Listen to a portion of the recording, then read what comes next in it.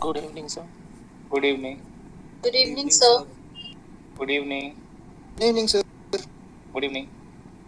Good evening, sir. Good evening. Good evening, sir. Good evening. Good evening. Start करते हैं. आपको last lecture में competition bracket का definition discuss किया था, कैसे आप फर्स्ट टाइम उसको फर्स्ट प्रिंसिपल मेथड से फाइंड करेंगे.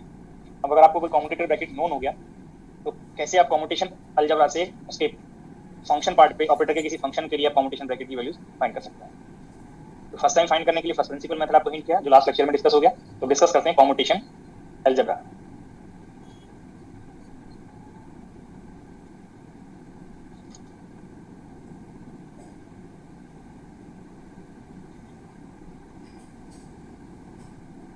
कॉम्पिटिशन अलजेब्रा में फर्स्ट कंडीशन आप पढ़ेंगे एंटी सिमेट्री कंडीशन.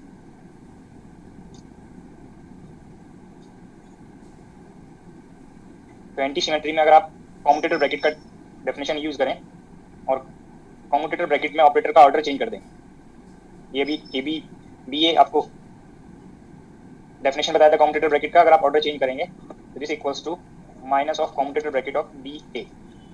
मींस अगर आप ऑपरेटर्स का ऑर्डर चेंज करेंगे कॉम्पिटिटिव ब्रैकेट में तो रिजल्ट में माइनस मॉडिफाई हो जाएगा. तो ये एंटी सिमेट्रिक कैरेक्टर होता है.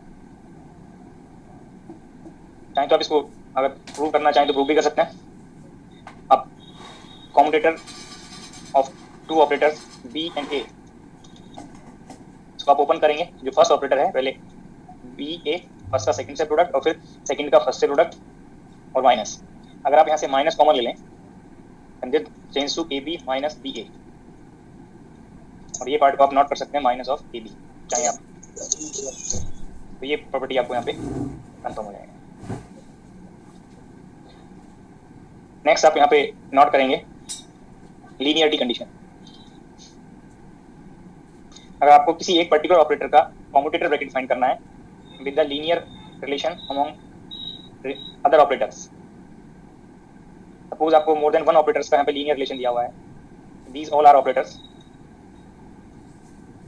और ऑपरेटर ए से कॉम्पिटिटर ब्रैकेट फाइंड करना है इस रिलेशन का. आप इंडिविजुअल ऑपरेटर्स के लिए B C D these individual operators के करस्पॉन्डिंग आप ऑपरेटर ए से कॉम्पिटिटर ब्रैकेट फाइंड करेंगे. Commutator bracket of A with C sorry B, commutator bracket of A with C and commutator bracket of A with D. जितने भी operators वहाँ पे linear relation में हैं ऑल के लिए इस पर्टिकुलर ऑपरेटर का कॉम्पिटिटर ब्रैकेट फाइंड करेंगे. और आपको जो यहाँ पे रिलेशन दिया था, जो भी पार्ट दिया था उसको आप यहाँ पे इंक्लूड कर सकते हैं. बी और सी में ये प्लस था, यहाँ पे सी के साथ फिर माइनस डी है. तो जो भी यहाँ पे साइन आएगा वो आप इन कॉम्पिटिटर ब्रैकेट्स के करस्पॉन्डिंग साइन इंक्लूड कर सकते हैं.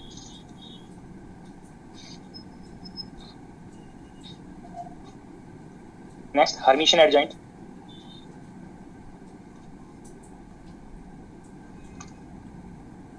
हर्मिशियन एडजॉइंट के आप डैगर फाइंड करेंगे. अगर आप commutator bracket of two operators ले रहे हैं और किस कॉम्पिटिटर का डैगर फाइंड करना है तो यहाँ पे आप ऑपरेटर्स को रिवर्स ऑर्डर में नोट करेंगे और इंडिविजुअल का डैगर फाइंड करेंगे.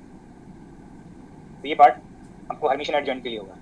यहाँ पे भी इसको भी चाहे तो अप्रूव कर सकते थे बेसिक डेफिनेशन आप यूज करके. यहाँ पे ये पार्ट भी अप्रूव कर सकता है.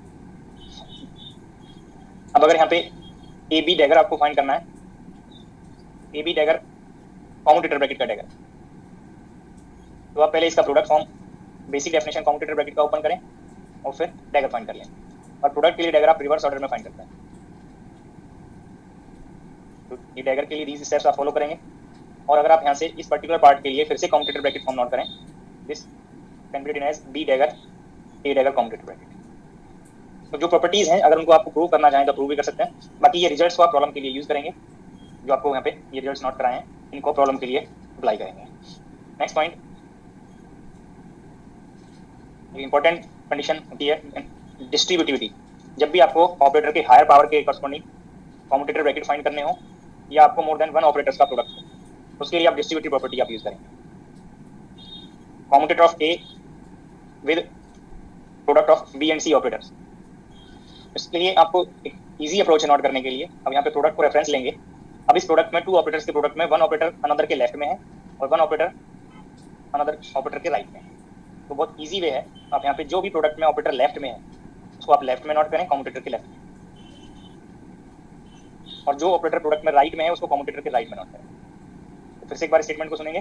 अगर टू ऑपरेटर्स के प्रोडक्ट्स का कम्यूटेटर ब्रैकेट फाइंड करना है किसी अनदर ऑपरेटर के साथ, तो प्रोडक्ट में जो ऑपरेटर्स हैं उनमें जो ऑपरेटर लेफ्ट में है उसको कम्यूटेटर के लेफ्ट में नोट करना है, और जो ऑपरेटर राइट में है उसको कम्यूटेटर के राइट में नोट करना है। अब जैसे ये टर्म नोट हो गए और बीच में आपके यहाँ पे प्लस का साइन आएगा। अब जैसे आपने इस प्रोडक्ट से बी को लेफ्ट में नोट किया, तो प्रोडक्ट में एक सी ऑपरेटर प्रेजेंट रहेगा और उसका कम्यूटेटर, जिसका प्रोडक्ट के लिए कम्यूटेटर आप नोट कर रहे थे, तो commutator of A with C, और सेकंड कम्यूटेटर ब्रैकेट में जब आपने सी राइट में नोट कर दिया, रिमेनिंग ऑपरेटर का कम्यूटेटर नोट करेंगे, then commutator of A with B.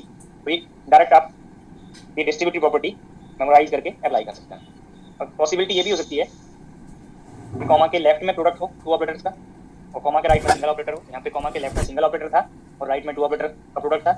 Similar approach यहाँ पे अप्लाई करेंगे। अब प्रोडक्ट, जब भी ऑपरेटर का प्रोडक्ट आएगा, प्रोडक्ट में जो ऑपरेटर लेफ्ट में है वो कम्यूटेटर के लेफ्ट में नोट करेंगे, रिमेनिंग का कम्यूटेटर प्लस ऑपरेटर प्रोडक्ट में जो भी राइट में है वो कम्यूटेटर के राइट में और रिमेनिंग ऑपरेटर का कम्यूटेटर। तो ये डिस्ट्रीब्यूटिव प्रॉपर्टी आप प्रॉब्लम के लिए अप्लाई करते हैं। नेक्स्ट आप नोट करेंगे जैकोबी आइडेंटिटी। जैकोबी आइडेंटिटी के लिए आपको 3 ऑपरेटर नोटेशंस रिक्वायर्ड होंगे। ए बी सी नोटेशंस आप ऑपरेटर के लिए यूज कर सकते हैं। तो commutator of A with commutator of B and C, यहाँ पर डबल कम्यूटेटर यूज करना है। अब दीज ऑपरेटर्स को साइक्लिक ऑर्डर में चेंज करेंगे, ए के बाद बी, बी के बाद सी, फिर B C A, then C A B. Cyclic order यहाँ पे मेंटेन होना चाहिए। और बी इसको सम करेंगे तो इजी होगा। ये प्रॉपर्टी दैट टाइम पे आपको रिक्वायर्ड होगा।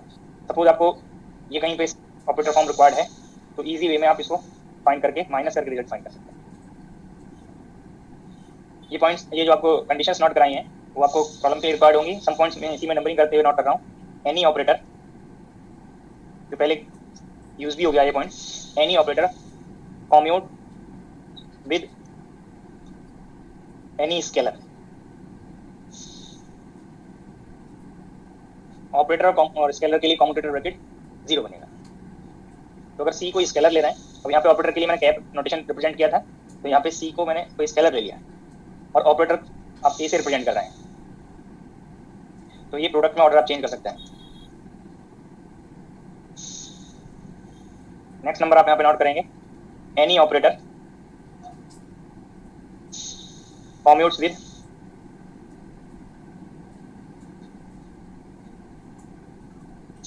Function of itself.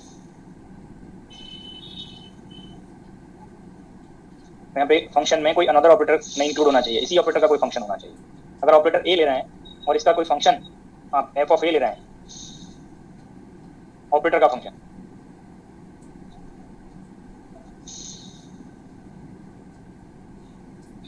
तो यहाँ पे ये बोथ का कम्यूटेटर ब्रैकेट 0 बनेगा।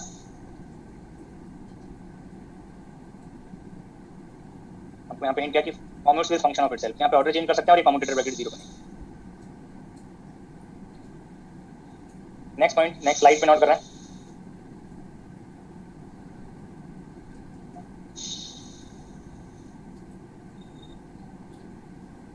To different functions of same operator.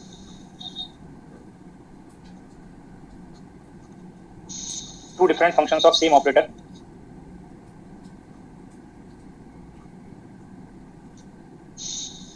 Single operator के 2 डिफरेंट फंक्शंस हैं। कम्यूट, अगर 2 डिफरेंट फंक्शंस की नोटेशन f1 और operator a notation f1 f2 2 different function ले रहे हैं और उनका कम्यूटेटर ब्रैकेट आपको फाइंड करना हो तो 0 बनेगा।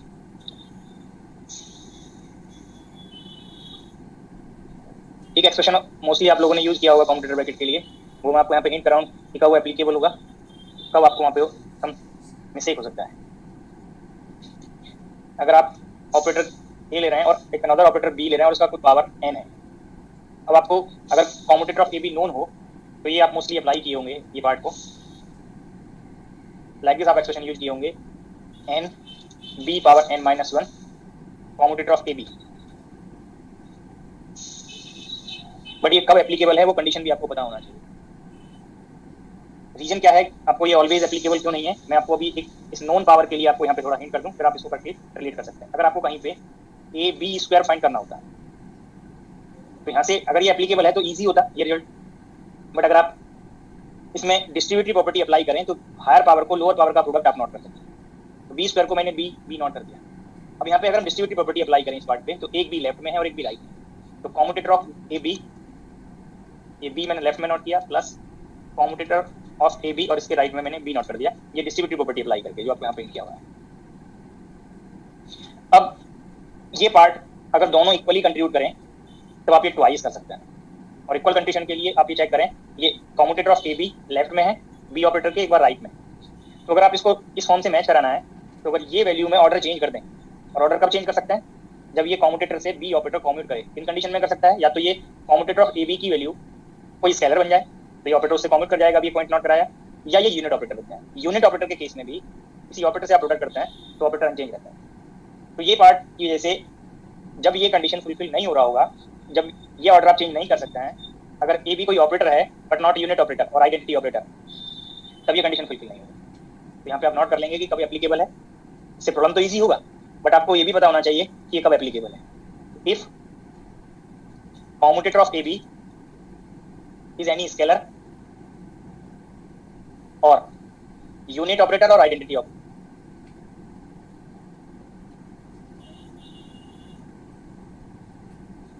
अगर दीज कंडीशंस फुलफिल हो रही होंगी तभी ये आप एक्सप्रेशन अप्लाई कर सकते हैं, अदरवाइज रॉन्ग हो जाएगा। ऐसे ही आप इसमें अभी तो सेकंड ऑपरेटर का हायर पावर था, आप फर्स्ट ऑपरेटर का भी हायर पावर नोट कर सकते हैं, तब भी सेम कंडीशन है।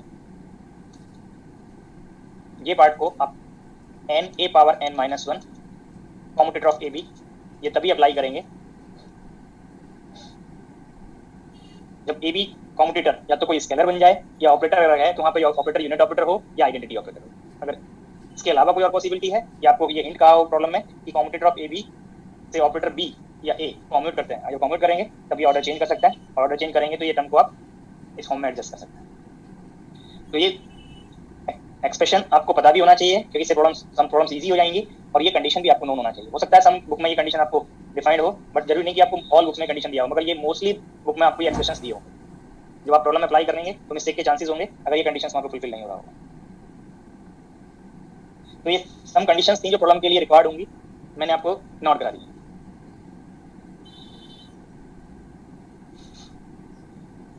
अगर पोजीशन के टू डिफरेंट कंपोनेंट का कम्यूटेटर ब्रैकेट आप फाइंड करें, पोजीशन के two different component like this X Y commutator हो सकता था, एक्स जेड कम्यूटेटर हो सकता था, तो ये कम्यूटेटर ब्रैकेट 0 बनेगा। पोजीशन का कोई भी कंपोनेंट अनदर कंपोनेंट से कम्यूट करता है।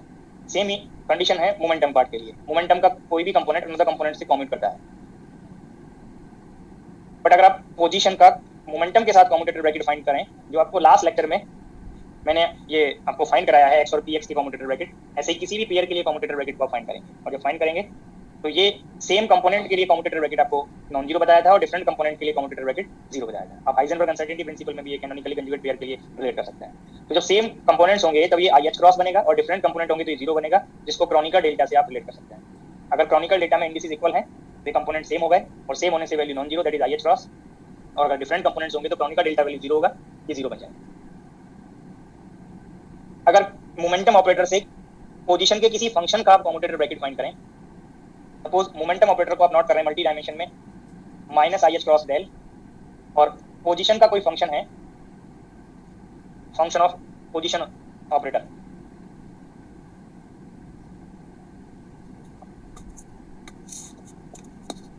इन position space, function of position operator. अब आपको ये डीज का कम्यूटेटर ब्रैकेट फाइंड करना है, मोमेंटम का फंक्शन ऑफ पोजीशन के साथ कम्यूटेटर ब्रैकेट, और कोई भी जनरलाइज फंक्शन है, एक्स स्क्वायर हो सकता है, एक्स क्यूब हो सकता है, एक्स पावर 5, कोई भी अनदर फंक्शन ऑफ एक्स हो सकता है, पोजीशन का कोई भी पार्ट आप यहाँ पे इंक्लूड कर रहे हैं। तो ये फिर से फर्स्ट प्रिंसिपल मेथड से आप इसको फिर से रिलेट कर सकते हैं, और फाइंड करने के लिए आप पोजीशन स्पेस में पोजीशन के किसी फंक्शन के थ्रू आप इस वैल्यू को फाइंड करेंगे। मनीष राज, कुछ पूछना है क्या?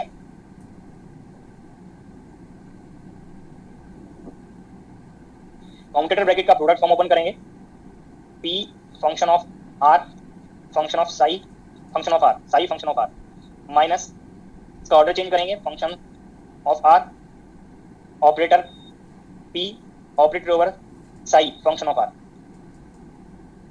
अब P का एक्शन आपको पता है कि P में डिफरेंशिएशन पार्ट है, डिफरेंशियल नेचर है, माइनस IH क्रॉस आप मल्टीप्लाई कर रहे हैं, और जब डिफरेंशियल करेंगे तो डिफरेंशिएशन आपको two different function of position है, एक F और एक साई, these 2 पार्ट पे ही ऑपरेट होगा del part. But second term में function of R as such ये ऑपरेटर के लेफ्ट में है, और जब P का फॉर्म आपने प्लेस किया तो माइनस IH क्रॉस से साइन प्लस हो गया, plus I H cross function, ये मोमेंटम के लेफ्ट में था, del psi minus I H cross, अब यहाँ पे बाई पार्ट्स करेंगे तो ये एफ लेफ्ट में differentiation of psi minus I H cross differentiation of F, psi constant ले रहे हैं वो मल्टीप्लाई करके। सिमिलर अप्रोच है जो आपने एक्स और पी के कॉम्यूटेटर ब्रैकेट को फाइंड करने के लिए यूज किया था। अब आप ये फंक्शन यहाँ पे जो टर्म्स हैं इनको कंपेयर करें, सम टर्म्स आपको यहाँ पे एलिमिनेट हो जाएंगे। ये minus I H cross F of R del psi, ये plus I H cross F of R del psi, तो ये टर्म कैंसिल आउट हो गए। माइनस आई एच क्रॉस और ये डेल सिर्फ फंक्शन एफ ऑफ आर पे है, साई प्रोडक्ट में है यहाँ पे, और साई का बोथ साइड से कोएफिशिएंट कंपेयर किया तो आपको पोजीशन के किसी भी फंक्शन पे मोमेंटम ऑपरेटर का कॉम्यूटेटर ब्रैकेट जनरलाइज फंक्शन के लिए आपको फाइंड हो गया, and this value is minus I H cross del function of R. ये मल्टी डायमेंशन पार्ट में था। अगर आप ये इसी पार्ट से और रेफरेंस लेके पी का फॉर्म यहाँ पे प्लेस करते हैं, minus I H cross del F function of R, तो बोथ साइड से ये माइनस आई एच क्रॉस भी एडजस्ट हो जाएगा क्योंकि आई एच क्रॉस कांस्टेंट है। तो इसी से आपको एक ऑपरेटर कॉम्यूटेटर ब्रैकेट कंफर्म हो गया, commutator of del with function of R, and this value is del of F. इसी का वन डायमेंशनल इक्विवेलेंट पार्ट आप नोट करें तो यहाँ से पोजीशन के रेस्पेक्ट में डिफरेंशियल और फंक्शन ऑफ पोजीशन के साथ अगर कॉम्यूटेटर ब्रैकेट फाइंड करें तो this term is the differentiation of function of x. जो भी फंक्शन वहाँ पे दिया होगा एक्स का पोजीशन ऑपरेटर का, उसका डिफरेंशियल करके ये कॉम्यूटेटर ब्रैकेट की वैल्यू आपको फाइंड होगा। तो ये सम पॉइंट्स मैंने प्रॉब्लम के सॉल्व करने के लिए आपको सजेस्ट किए हैं, जो रिक्वायर्ड हो वो आप अप्लाई कर सकते हैं। सम पॉइंट्स आपको लास्ट लेक्चर में ही किए थे, physical significance of commutator bracket discuss किया था, कैसे फर्स्ट प्रिंसिपल मेथड से आप कॉम्यूटेटर ब्रैकेट की वैल्यू फाइंड करेंगे, वो सारे पॉइंट्स आप यहाँ पे प्रॉब्लम को सॉल्व करने के लिए यूज कर सकते हैं।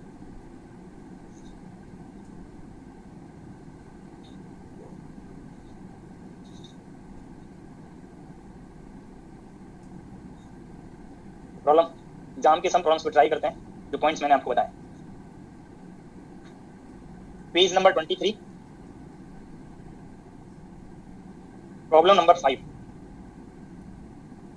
Page number 23 problem number 5। एक बार स्टेटमेंट रीड कर लेंगे और सेम प्रॉब्लम है in different exam, page number 24 problem number 1।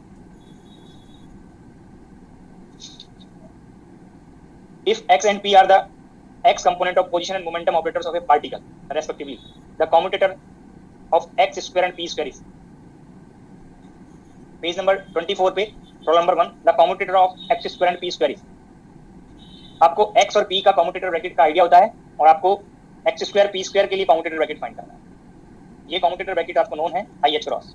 आपको लास्ट लेक्चर में कैलकुलेट कराया, आज फिर से आपको यहाँ पे ये हिंट किया, इस फॉर्म से सेम कंपोनेंट लेंगे पोजीशन और मोमेंटम का तो ये आई एच क्रॉस बनेगा। जो पॉइंट्स मैंने सजेस्ट किए हैं उनको क्लियर करते हुए आप प्रॉब्लम के लिए फॉलो करें।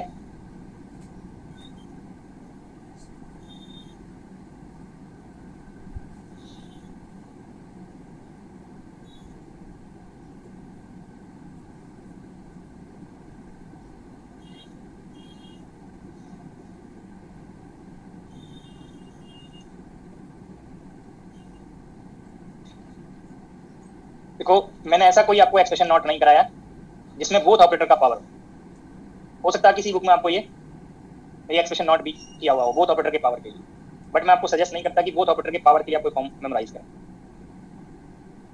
और जो पॉइंट्स मैंने बताए कि कंडीशनल रिजल्ट हैं उन कंडीशंस को भी आपको साथ में कंपेयर करना है। अब आप ये देखिए टू ऑपरेटर एक्स और पी का जो कॉम्यूटेटर ब्रैकेट है वो स्केलर वैल्यू है, आई एच क्रॉस है, यहाँ पे कोई ऑपरेटर फॉर्म प्रेजेंट नहीं है। तो वन ऑपरेटर का पावर का कॉम्यूटेटर ब्रैकेट फिर अनदर ऑपरेटर आपको जो डिस्कस किया है वो आप यहाँ पे अप्लाई कर सकते हैं। तो कोई एक ऑपरेटर के लिए, किसी एक ऑपरेटर के पावर के लिए आप डिस्ट्रीब्यूटिव प्रॉपर्टी अप्लाई करें।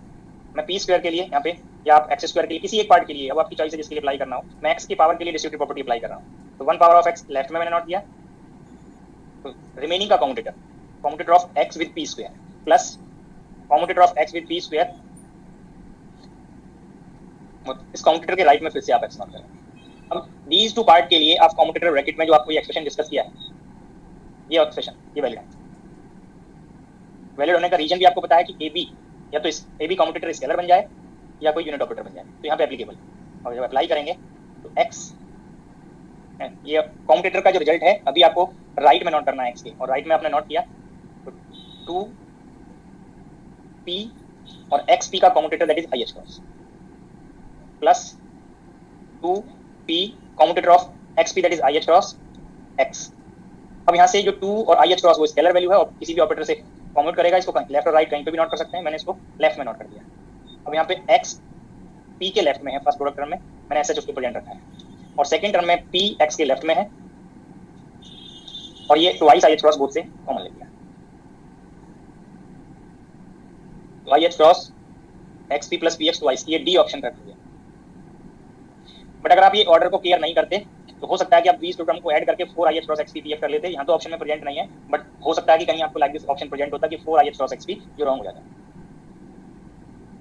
बोथ ऑपरेटर्स के पावर के लिए एक्सप्रेशन क्यों मेमोराइज करने के लिए मैंने सजेस्ट नहीं किया, आपको यहाँ से कंफर्म हो जाना चाहिए कि ऐसा हो सकता है कि एक्स पी स्केलर हो या यूनिट ऑपरेटर हो, बट जरूरी नहीं कि वो यहाँ पे जो ऑपरेटर प्रेजेंट होंगे उनसे कम्यूट करे, और जब कम्यूट नहीं करेगा तो आप ये एडजस्ट नहीं कर सकते। जब एडजस्ट नहीं कर सकते तो हो सकता है कि आप एक्सप्रेशन मेमोराइज कर लें, वो किसी कंडीशन में करेक्ट हो, ऑलवेज करेक्ट ना हो, और वो कंडीशन को आप इग्नोर करें और चेक ही ना करें तो रॉन्ग हो सकता है। तो यहाँ पे फिफ्थ प्रॉब्लम के लिए आंसर डी करेक्ट है, और फर्स्ट के लिए सेकंड ऑप्शन करेक्ट है, और बोथ ऑप्शन में ये टर्म सेम है, ओनली ऑप्शन का नंबर चेंज है। Page number 25 problem number 10, page number 25 problem number 10, statement read करिए और ट्राई करिए।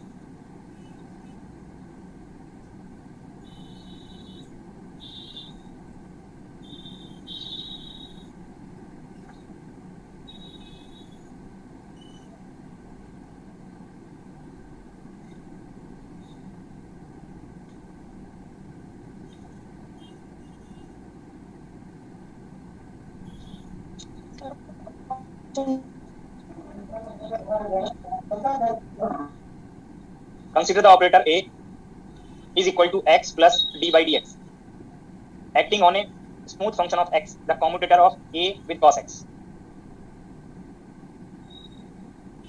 where cos x is function of x। A को यहाँ पे प्लेस किया x d by dx commutator with cos x।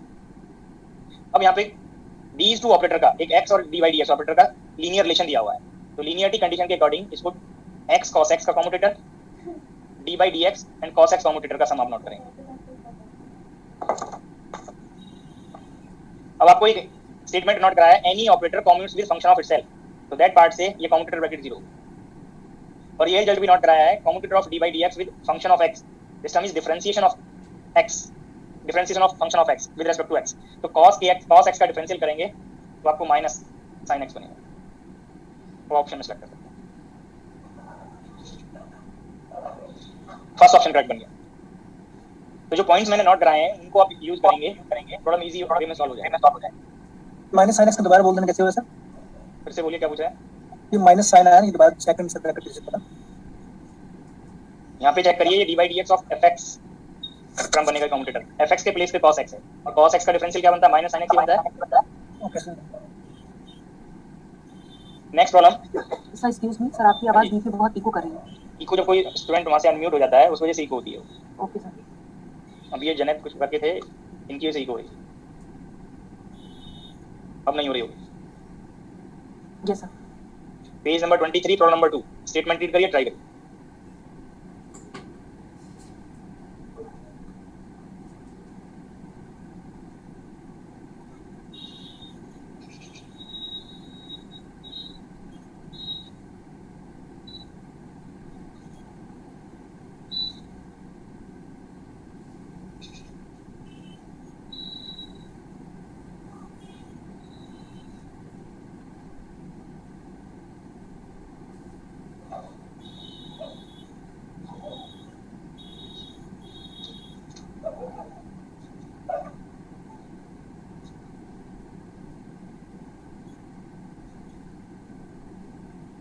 Page number 23 पे problem number 2 complete हो गया होगा, आप लोगों ने ट्राई किया होगा। मैं आपको फिर से यहाँ पे एक्सप्लेन कर रहा हूँ। A and B are two quantum mechanical operators if commutator of this bracket stands for commutator of A and B, then the double commutator और triple commutator A B commutator और B A commutator का फिर से commutator find करना है।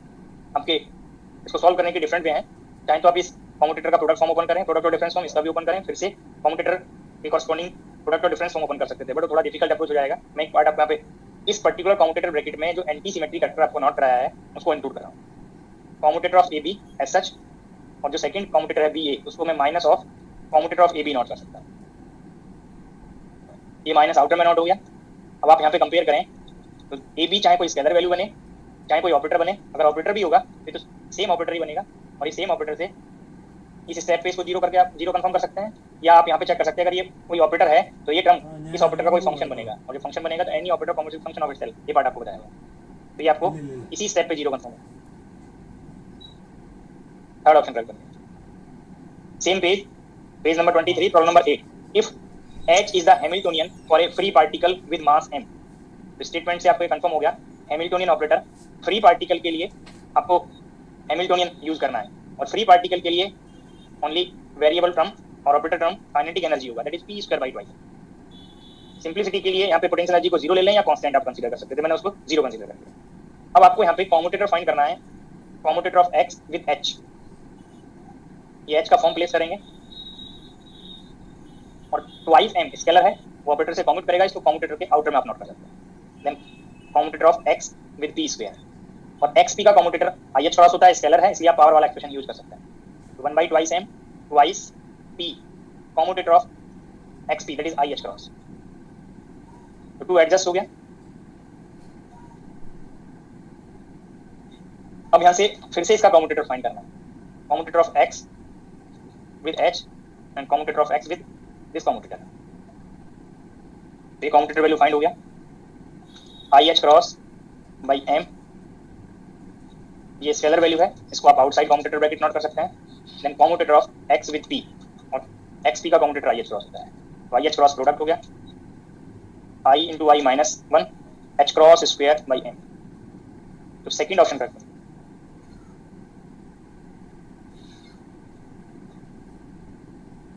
Next problem,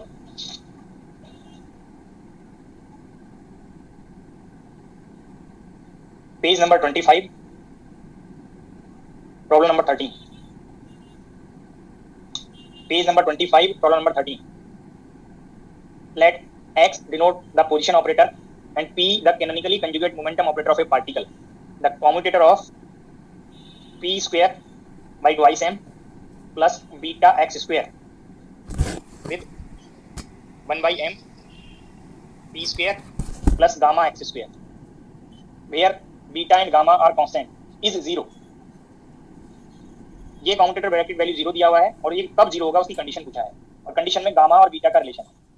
तो यहाँ पे अगर ऑल स्टेप्स फॉलो करें, देखो भी मैंने लास्ट सम प्रॉब्लम्स में आपको जो पॉइंट्स नोट कराए उनको हिंट करने के लिए मैंने बहुत बेसिक स्टेप को भी आपको हिंट किया है, बट आप जब प्रॉब्लम सॉल्व करें तो सम स्टेप आपको स्किप करने आने चाहिए। तो ये लेफ्ट साइड में जो कॉम्यूटेटर है, आप अगर आप ऑल स्टेप्स फॉलो करेंगे तो यहाँ पे 4 कॉम्यूटेटर बनेंगे, 4 कॉम्यूटेटर का सम बनेगा, but out of 4 commutators commutator of p square और p स्क्वायर वो जब टर्म 0 बन गया, फिर x स्क्वायर कॉम्यूटेटर भी 0 बनेगा। ओनली नॉन जीरो कंडीशन बचेगा जब आप ये beta x square p square by m के साथ एडजस्ट करेंगे, और ये p square by twice m gamma x square के साथ एडजस्ट करेंगे।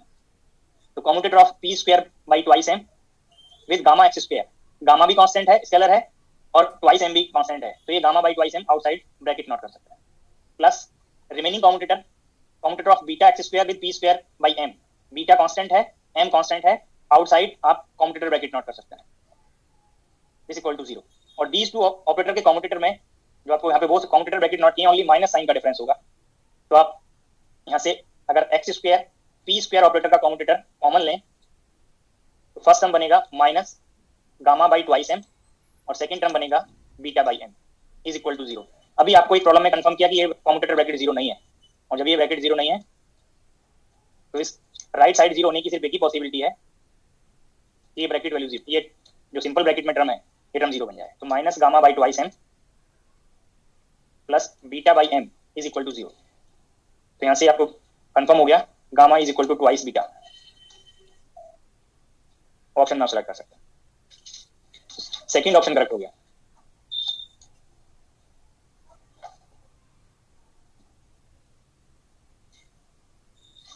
Next problem, page number 28, problem number 10, page number 28, problem number 10। Statement read करिए और ट्राई करिए।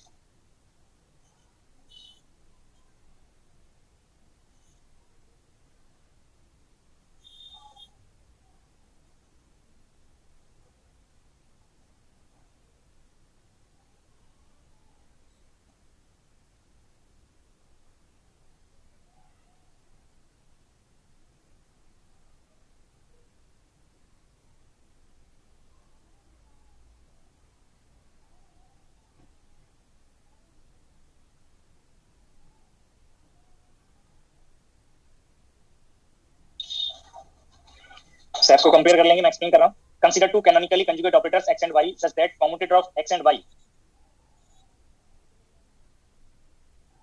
is i h cross I, where I is the identity operator. If x is defined as alpha 11 q1 plus alpha 12 q2 and y is defined as alpha 21 q1 plus alpha 22 q2, where alpha is their complex number and commutator of q1 with q2 is zi. The value of alpha 11 alpha 22 minus alpha 12 alpha 21 is, आपको जो यहाँ पे complex notation दिया था उसके components में आपको condition check करना है. ये कम्यूटेटर ब्रैकेट वैल्यू आपको और ये कम्यूटेटर वैल्यू गिवन है. तो इस पर्टिकुलर कम्यूटेटर ब्रैकेट को रेफरेंस लें, x और y की वैल्यू यहाँ पे प्लेस कर दें. Alpha 11 q1 plus alpha 12 q2 commutator with alpha 21 q1 plus alpha 22 q2 is equal to I H cross I. अब यहाँ पे कंपेयर करेंगे भाई ये फर्स्ट टर्म का इस फर्स्ट टर्म के साथ कम्यूटेटर ब्रैकेट फाइंड करेंगे तो q1 q1 कम्यूटेटर बनेगा, दैट इज 0. ऐसे सेकंड टर्म का सेकंड टर्म के साथ कम्यूटेटर ब्रैकेट फाइंड करेंगे तो q2 q2 ब्रैकेट बनेगा, वो 0 बन गया. Only non zero condition q1 q2 के साथ और q2 q1 के साथ बने. तो जब आप q1 ये फर्स्ट टर्म और ये लास्ट टर्म यूज करेंगे तो अल्फा जो नोटेशन है वो स्केलर के ही है, तो इसको आप अल्फा 11 अल्फा 22 अब आउटर में नोट कर सकते हैं. Then commutator of q1 with q2 plus अब ये scalar alpha 12 alpha 21 commutator of q2 with q1, right side i h cross i. अब ये कम्यूटेटर ब्रैकेट वैल्यू वहां पे प्लेस कर सकते हैं. q1 q2 कम्यूटेटर आपको दिया था zi, तो ये q2 q1 को आप माइनस zi नोट करेंगे.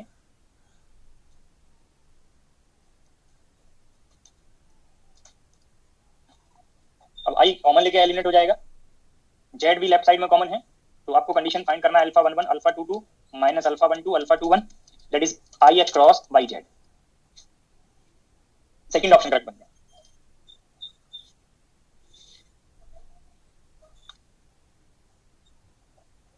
नेक्स्ट प्रॉब्लम,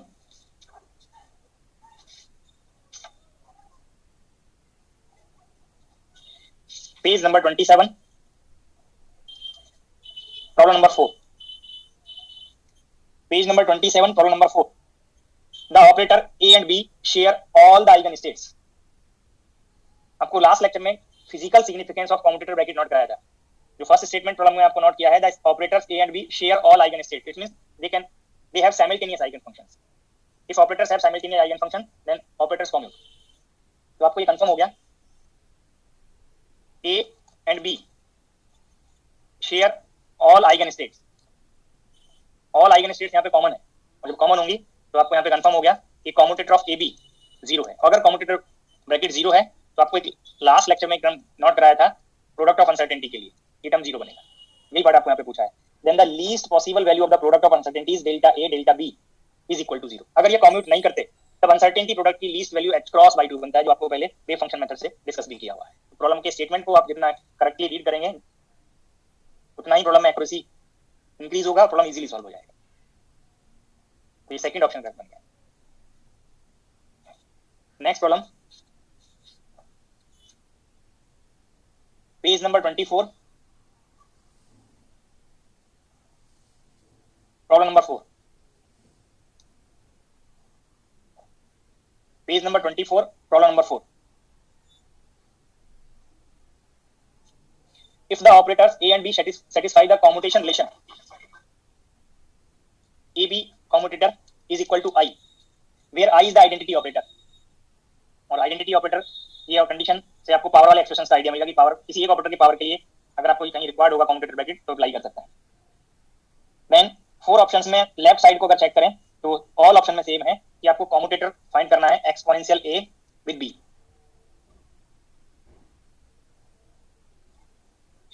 अब इस एक्सपोनेंशियल पार्ट के कम्यूटेटर फाइंड करने के लिए आप इस एक्सपोनेंशियल सीरीज को ओपन कर सकते हैं.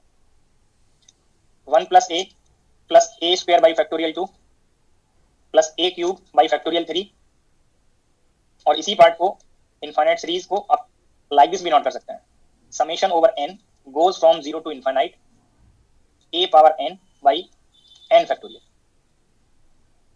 चाहे आप सेपरेटली फाइंड कर लें या आप लाइक दिस भी आप इसको नोट कर सकते हैं। अब ये summation over n 0 to infinite 1 by n factorial outside commutator bracket आप नोट कर सकते हैं।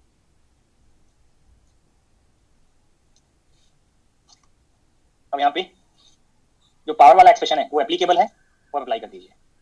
Summation over n goes from 0 to infinite 1 by n factorial n a power n minus 1 commutator of ab, और commutator of ab unit identity operator है, और identity operator से आप operator a का पावर मल्टीप्लाई करेंगे तो अनचेंज रहेगा।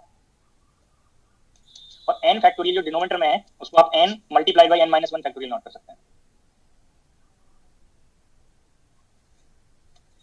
और ये टर्म को आप a power n minus 1 note कर सकते हैं। इस यूनिट ऑपरेटर से रिजल्ट अनचेंज रहेगा, आइडेंटिटी ऑपरेटर से ऑपरेटर फॉर्म अनचेंज रहेगा। अब इस पार्ट में, इस समेशन में n equal to 0 separately note कर दें, और जैसे ही आपने n को 0 किया ये फॉर्म 0 बन गया। और यहाँ पे ऑल टर्म्स अदर देन 0 1 से इंफिनिटी तक आप सेपरेटली नोट कर सकते हैं, और जैसे सेपरेटली नोट करेंगे तो ये n कैंसिल आउट हो गया, a power n minus 1 by n minus 1 factorial. आप लोग एक्सपोनेंशियल सीरीज के लिए डिफरेंट फॉर्म पढ़े होंगे। एक्सपोनेंशियल x को आप summation over n goes from 0 to infinite x power n by n factorial भी नोट कर सकते हैं, अगर यहाँ 0 से स्टार्ट हो रहा है। अगर इसको 1 से स्टार्ट कर रहे हैं तो इसी को आप x power n minus 1 by n minus 1 factorial भी नोट कर सकते हैं। और बोथ सीरीज में जब फर्स्ट टर्म प्लेस किया तो 1 बनेगा, another value place second term place किया तो यहाँ पे सीरीज से सेकंड टर्म n वैल्यू 1 है और यहाँ पे n वैल्यू 2 है। जैसे आप प्लेस करते जाएंगे तो ये फॉर्म आपको मिलता जाएगा। ये आप एक्सपोनेंशियल सीरीज पढ़ते हैं। तो अभी मैंने यहाँ पे ये टर्म को फिर से एक्सपोनेंशियल फॉर्म नोट कर दिया। अदरवाइज यहाँ पे इस रिलेशन में आप b के साथ कॉम्यूटेटर का रिजल्ट फाइंड करते, a के साथ, a स्क्वायर के साथ, a क्यूब के साथ, और फिर रिलेशन में प्लेस कर देते जो लीनियरिटी कंडीशन पार्ट में आपको बताया था, तो भी आप रिजल्ट को फाइंड कर सकते हैं। तो फर्स्ट ऑप्शन करेक्ट बन गया। सर n डिवाइड में भी है और अबोव भी, अगर दोनों कैंसिल हो गए तो फिर n की वैल्यू अगर 0 पुट करेंगे तो आंसर 0 नहीं आएगा। पहले ही आप 0 कर लीजिए, यहाँ पे 0 कर लीजिए। क्लियर है? हाँ ये सर। इसको मैंने जो नोट किया है ये सजेस्ट करने के लिए कि कैसे यहाँ पे ये n वैल्यू 1 से स्टार्ट हो रहा है, ये आपको हिंट किया है। बाकी आप यहाँ पे वैल्यू प्लेस करिए, अब आपको कंफर्म हो जाएगा। ठीक है, n को 0 किया तो टर्म 0 और 0 फैक्टोरियल 1, और 0 बाई 1 0 बनेगा।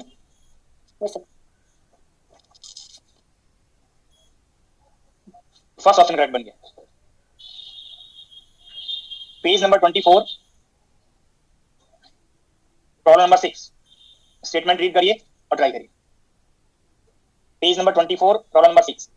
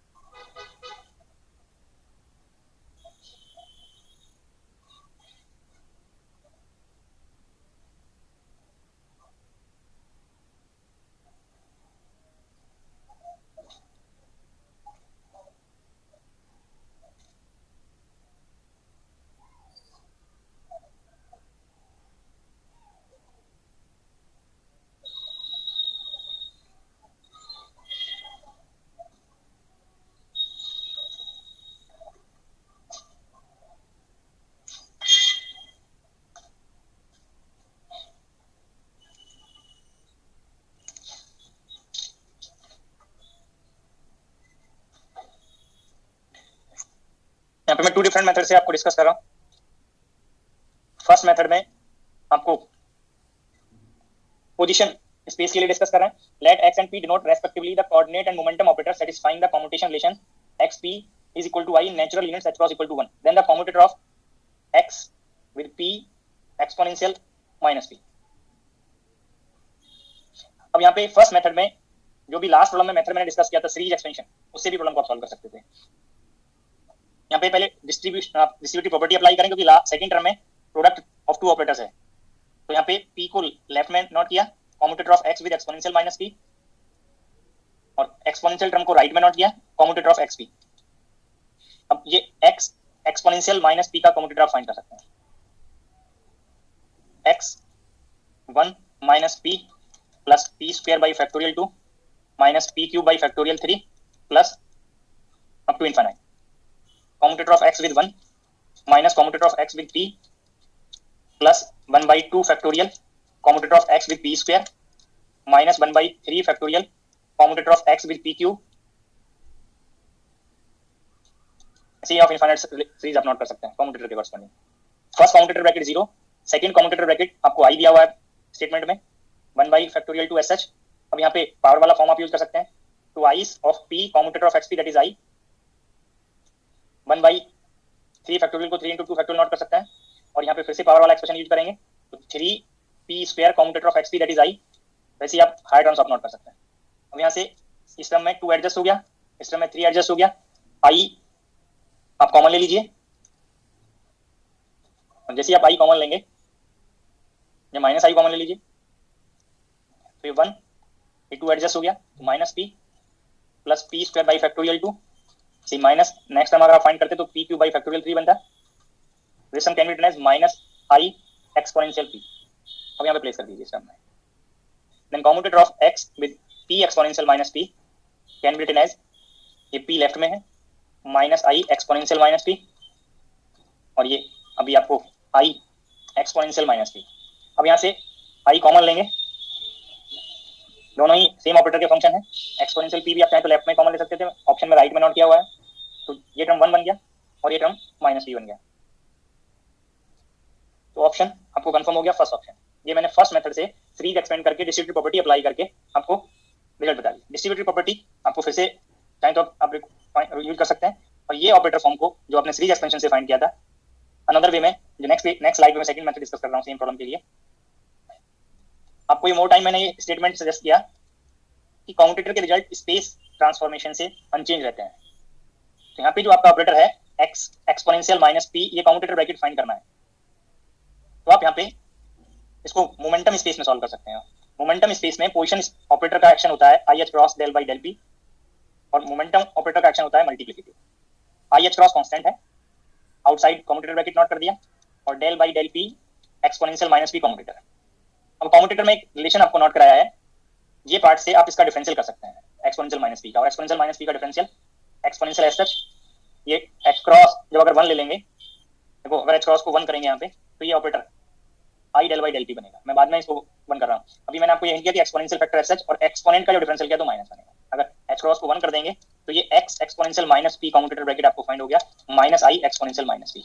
अब आपको कॉम्यूटेटर फाइंड करना है x P exponential minus P जिसमें आपको डिस्ट्रीब्यूटिव प्रॉपर्टी से आपको रिजल्ट नोट कराया हुआ है लास्ट स्लाइड में, वो आप यहाँ पे यूज कर लेंगे. और आप एनालॉग अगर आप कंपेयर करें बोथ मेथड में तो सेकंड मेथड में रिजल्ट इजीली फाइंड हो रहा है. सेकंड मेथड से रिजल्ट आप इजीली फाइंड कर सकते हैं. तो मैंने आपको ये हिंट किया था कि जिस स्पेस में जो टर्म इजी बने उसको आप यूज कर सकते हैं.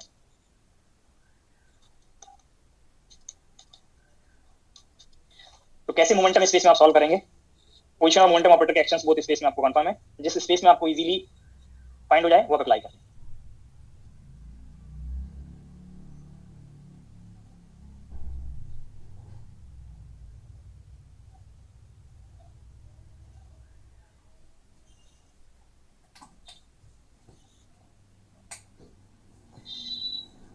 Next problem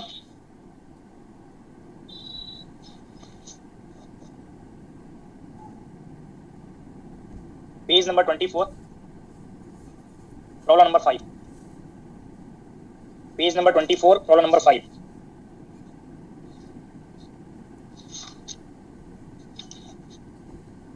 if A B and C are non zero Hermitian operators. तो स्टेटमेंट में आपको 3 ऑपरेटर नोटेशन पे कंडीशन दिया है कि these are Hermitian operators, non zero Hermitian operator. Which of the following relations must be false. False check करना है.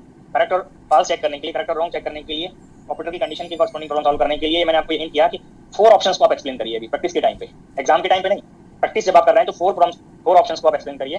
तो आपके सेम प्रॉब्लम में more than 1 problems complete, 4 problems complete होंगे. तो यहाँ पे आपको commutator of A be left side में ऑपरेटर फॉर्म दिया हुआ है.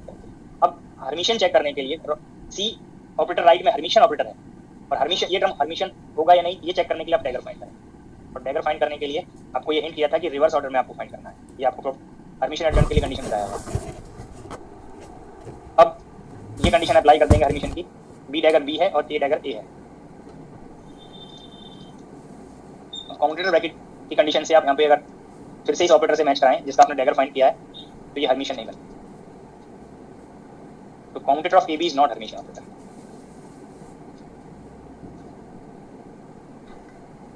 जब हर्मिशियन नहीं है तो आप इस कॉम्यूटेटर ऑफ ए बी को अगर आप सी के टर्म्स में नोट करेंगे, सी हर्मिशन बताया हुआ, तो ये स्टेटमेंट फॉल्स हो गया और फॉल्स ऑप्शन स्टेटमेंट के कॉरस्पॉन्डिंग ये ऑप्शन करेक्ट बन गया।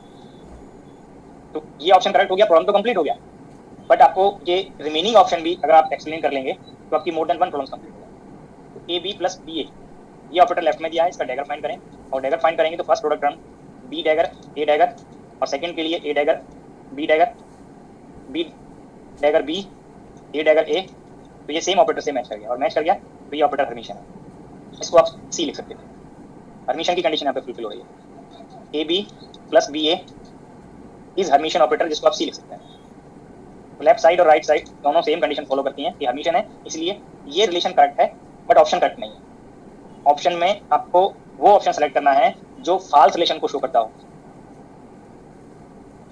इस प्रोडक्ट का हर्मिशन कंडीशन चेक करें, तो रिवर्स ऑर्डर में फाइंड करेंगे। तो रिवर्स ऑर्डर फाइंड करने के लिए तो पहले ये थर्ड नंबर पे जो ए है इसका डैगर फाइंड करेंगे, फिर सेकंड नंबर पे बी है डैगर फाइंड करेंगे, और फर्स्ट नंबर पे ए का डैगर लास्ट में फाइंड करेंगे। और ये ऑल ऑपरेटर्स हर्मिशन दिए हुए हैं, तो गिवन ऑपरेटर हर्मिशन हो गया, और हर्मिशन हो गया तो इस ऑपरेटर को आप अगर किसी अनदर ऑपरेटर सी के टर्म्स में नोट कर रहे हैं जो हर्मिशन है, तो ये रिलेशन करेक्ट है, ऑप्शन करेक्ट है।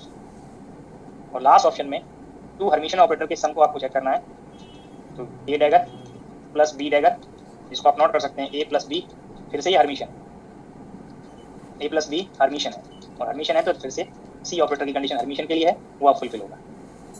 जो नॉट हर्मिशन की कंडीशन है, अगर आप उसको फिर से हर्मिशन ऑपरेटर में नोट कर रहे हैं तो वो रिलेशन फॉल्स होगा, और प्रॉब्लम के कॉरस्पॉन्डिंग करेक्ट ऑप्शन बनेगा।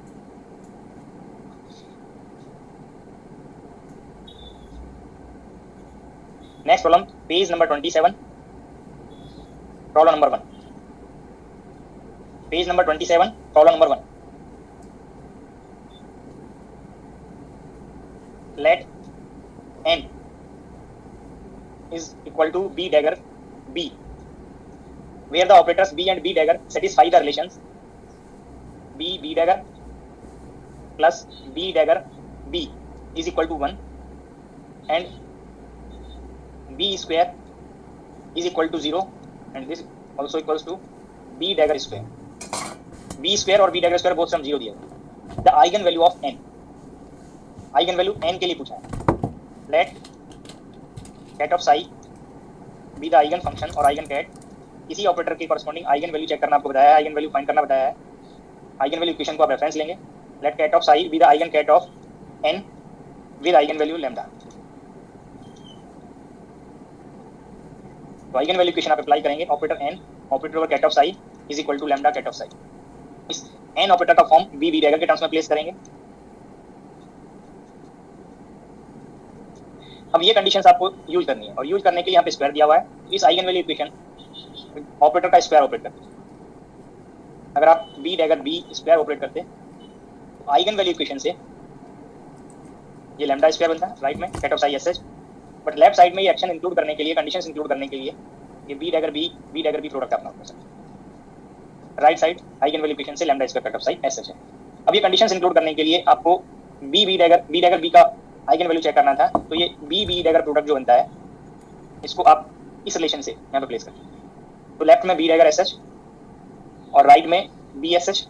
अब जो मिडिल टर्म है बी डैगर यहाँ से मैंने प्लेस किया 1 minus B dagger B ket of psi right side S H.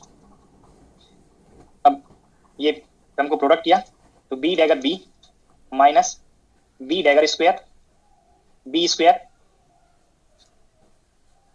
Operated over ket of psi right side S H lambda square ket of psi. अब ये टर्म 0 है, problem के statement में mention है।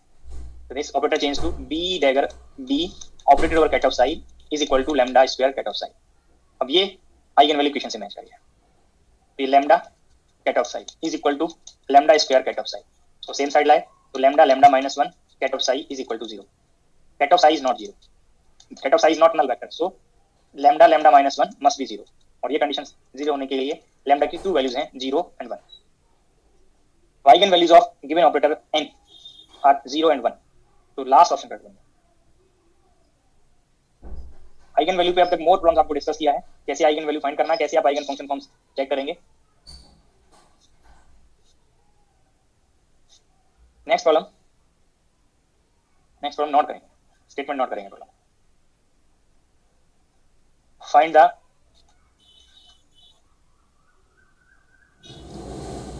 commutator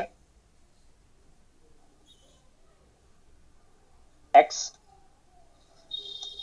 exponential I h cross sorry I p कोई constant a ले रहे हैं by h cross. ये ऑल टर्म एक्सपोनेंट में है, चाहे तो इसको लाइक दिस नॉट कर सकते थे, एक्सपोनेंशियल ऑफ सिंपल ब्रैकेट. जब कम्यूटेटर ब्रैकेट आपको यूज हो रहा है तो कोशिश करें, अगर आपको कहीं पे ब्रैकेट की रिक्वायरमेंट है तो चाहे एक से ज्यादा ब्रैकेट आपको यूज करने पड़े, आप सिंपल ब्रैकेट यूज करें, जिससे कहीं ये मिस्टेक ना हो कि कहीं कम्यूटेटर ब्रैकेट कर गए तो नहीं. Find the commutator of x with exponential term I p a by h cross where x position operator,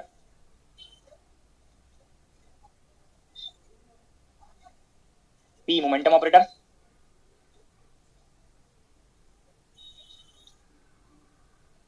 and a is real constant.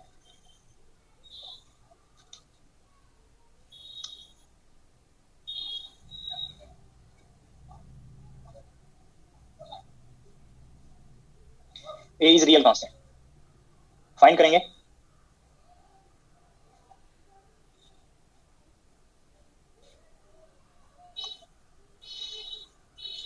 Minus A E raise to power iota P A by H cut. Minus A minus A into E raise to power iota P A by H cut. ठीक. देखो अभी मैंने आपको एक problem में 2 method suggest किए थे, 2 method discuss किए, तो वहाँ पे एक्सपोनेंशियल सीरीज वाला पार्ट भी सिमिलर फॉर्म था, ओनली एक p के साथ some factors constant factor multiply में आ रहे हैं एक्सपोनेंट में. तो वहाँ पे जो सेकंड मेथड था मोमेंटम स्पेस के लिए, वो आप यहाँ पे फिर से अप्लाई कर सकते हैं. और जब e to the power I p a by h cross. I h cross constant है, डिफरेंशिएशन ऑफ एक्सपोनेंशियल टर्म. अब इस पार्ट का डिफरेंशिएशन सॉल्व कर सकते हैं. एक्सपोनेंशियल फैक्टर एज सच, और जो एक्सपोनेंट में टर्म है वो p से कॉम्यूट करते हैं, इसलिए एक्सपोनेंशियल के लेफ्ट और राइट कहीं पे भी नोट कर सकते हैं. अब यहाँ से h क्रॉस एडजस्ट हो गया, i और i प्रोडक्ट किया तो i स्क्वायर बनेगा, दैट इज -1. तो ये आपको रिजल्ट इजीली मोमेंटम स्पेस में ऑपरेटर कंसीडर करके फाइंड किया.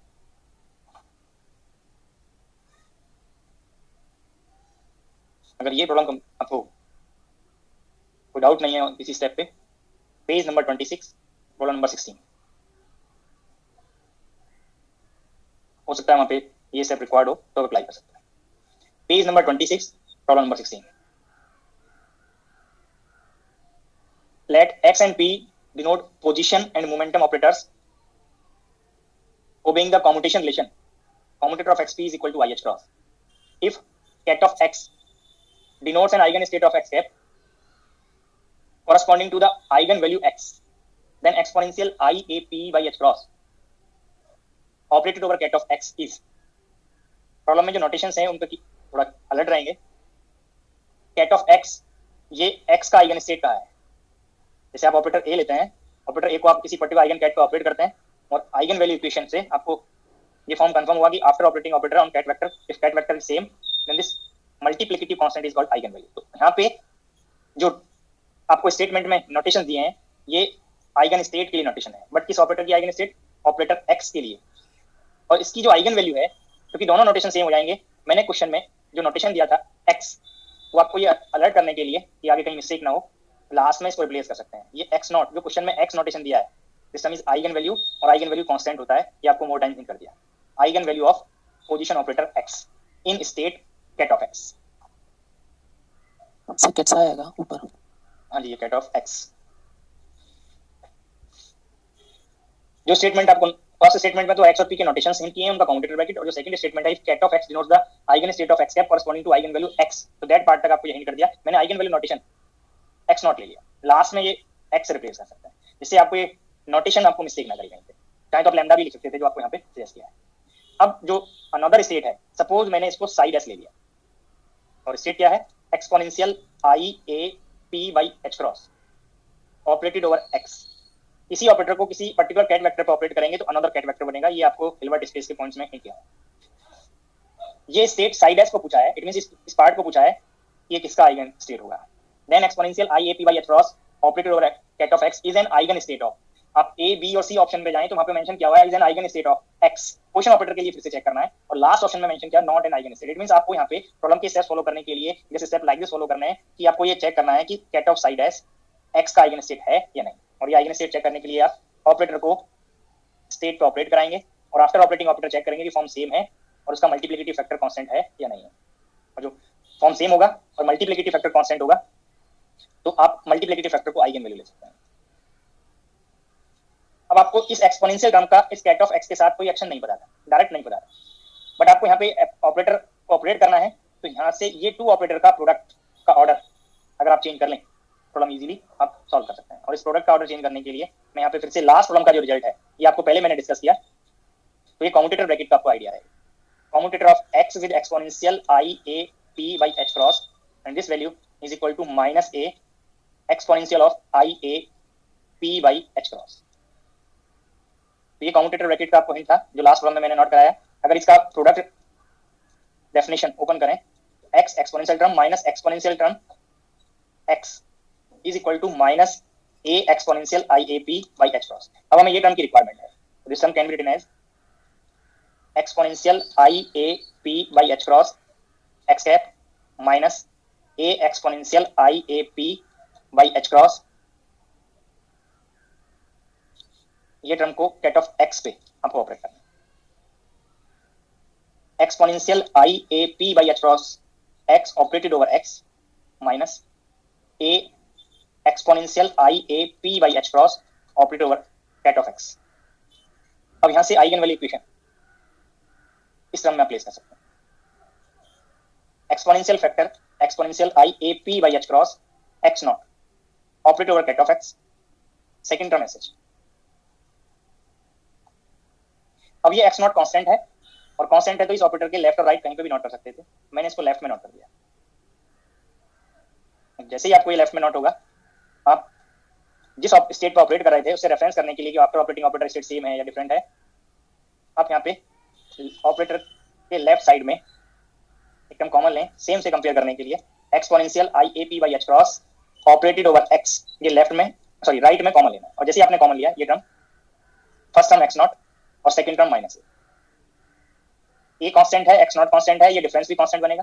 तो after operating position operator on the state side S ket vector that is exponential i a p by h cross ket of x, this form is same, this ket vector is same and multiplicative factor is constant, so this given state or given cat vector is eigen state of side s जो मैंने notation assume किया था for the exponential i a p by h cross cat of x is an eigen cat or eigen state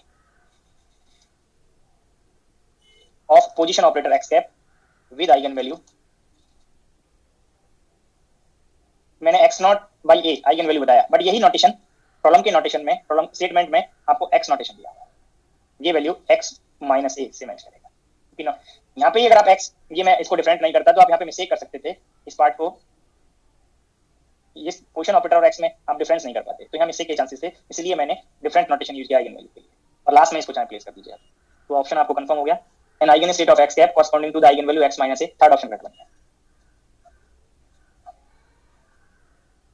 hello हाँ जी sir, ये जो आपने first step ये लिखा है ना psi prime equals to e raise to the power आइटा a P by H cross x ket वाला, हाँ जी सर ये कैसे लिखा है एक बार फिर से एक्सप्लेन कर देंगे? प्रॉब्लम का स्टेटमेंट एक बार आप खुद से रीड करिए, पूछा क्या है। इस स्टेट को पूछा है कि ये स्टेट एक्स कैप का आइगन स्टेट है या नहीं। अगर आइगन स्टेट नहीं है तो लास्ट ऑप्शन, और अगर आइगन स्टेट है तो आइगन वैल्यू क्या है। मैंने यही स्टेप्स को फॉलो किए हैं। ये नोटेशन को, क्योंकि आप ये मिस्टेक कर सकते हैं क्वेश्चन में एक्स ये नोटेशन तो दिया था किसका आइगन स्टेट है, फिर से इसको थोड़ी पूछेगा। ये पर्टिकुलर नोटेशन पार्ट को पूछा है कि ये किसका आइगन स्टेट है, ओके इसलिए मैंने नोटेशन को किसी अनदर कैट नोटेशन से यूज कर लिया, रिप्रेजेंट कर लिया। सर अगर ये जो x नॉट की वैल्यू है अगर ये वेरिएबल होती तब हम ये तभी नहीं तभी आइगन स्टेट तब आइगन स्टेट नहीं होती ना। तभी आइगन स्टेट नहीं होता। ठीक और वो क्वेश्चन में मेंशन किया हुआ है इस पार्ट से कि x is an eigen value of position operator, तो आइगन वैल्यू तभी बनेगा जब x कांस्टेंट होगा। ठीक है sir. Next problem,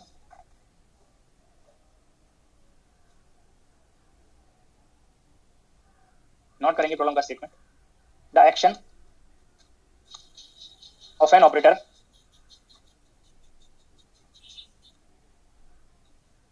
A in position space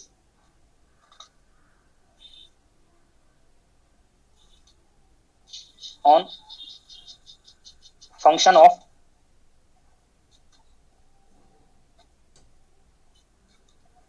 x, function of position fx is defined as,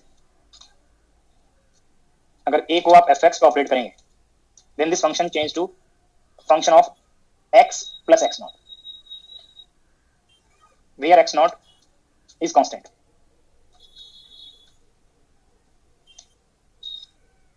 the operator a is, a का form आपको यहाँ पे चेक करना है.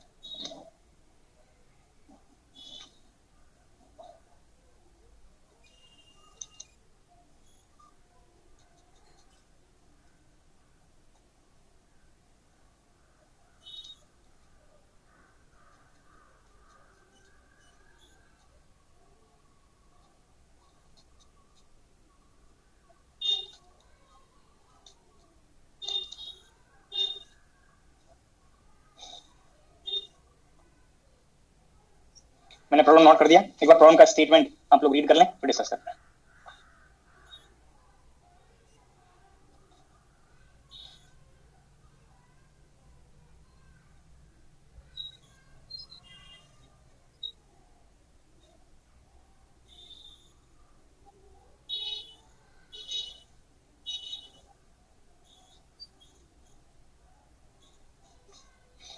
यहाँ पे ऑपरेटर का एक्शन डिफाइन किया था किसी फंक्शन ऑफ एक्स पे इन पोजीशन स्पेस. तो राइट साइड में जो एक्शन पार्ट के कॉरस्पॉन्डिंग फंक्शन दिया x प्लस x नॉट, अगर आप यहाँ पे सीरीज एक्सपेंशन करें this term can be written as f of x plus x naught first order derivative of fx plus x naught square by factorial two d2 by dx square of f of x. ऐसे ही आप higher terms note कर सकते हैं, ये infinite series बनेगा. Recall करें आप लोगों ने f x प्लस h का एक्सपेंशन पढ़ा होगा, वही फॉर्म मैंने आपको यहाँ पे नोट किया है और h के प्लेस पे x नॉट है यहाँ पे. अब ये फॉर्म को एनालॉजी करने के लिए राइट में f ऑफ x कॉमन लेंगे, तो 1 plus x naught D by D x plus x naught square by factorial two d2 by D x square. ऐसी हायर टर्म्स बनेंगे x not cube d cube by D x cube by factorial 3, ये infinite series बनेगा. तो this term exponential x not d by D x आप note कर सकते हैं. तो अब आपको फंक्शन के लेफ्ट में, इस रिलेशन के लेफ्ट साइड में ऑपरेटर ए नोटेशन है और राइट साइड में यहाँ पे फंक्शन के लेफ्ट में फंक्शन का एक्सप्लिसिट फॉर्म, ऑपरेटर का एक्सप्लिसिट फॉर्म आपको पता चलिए. तो दिस इज ऑपरेटर.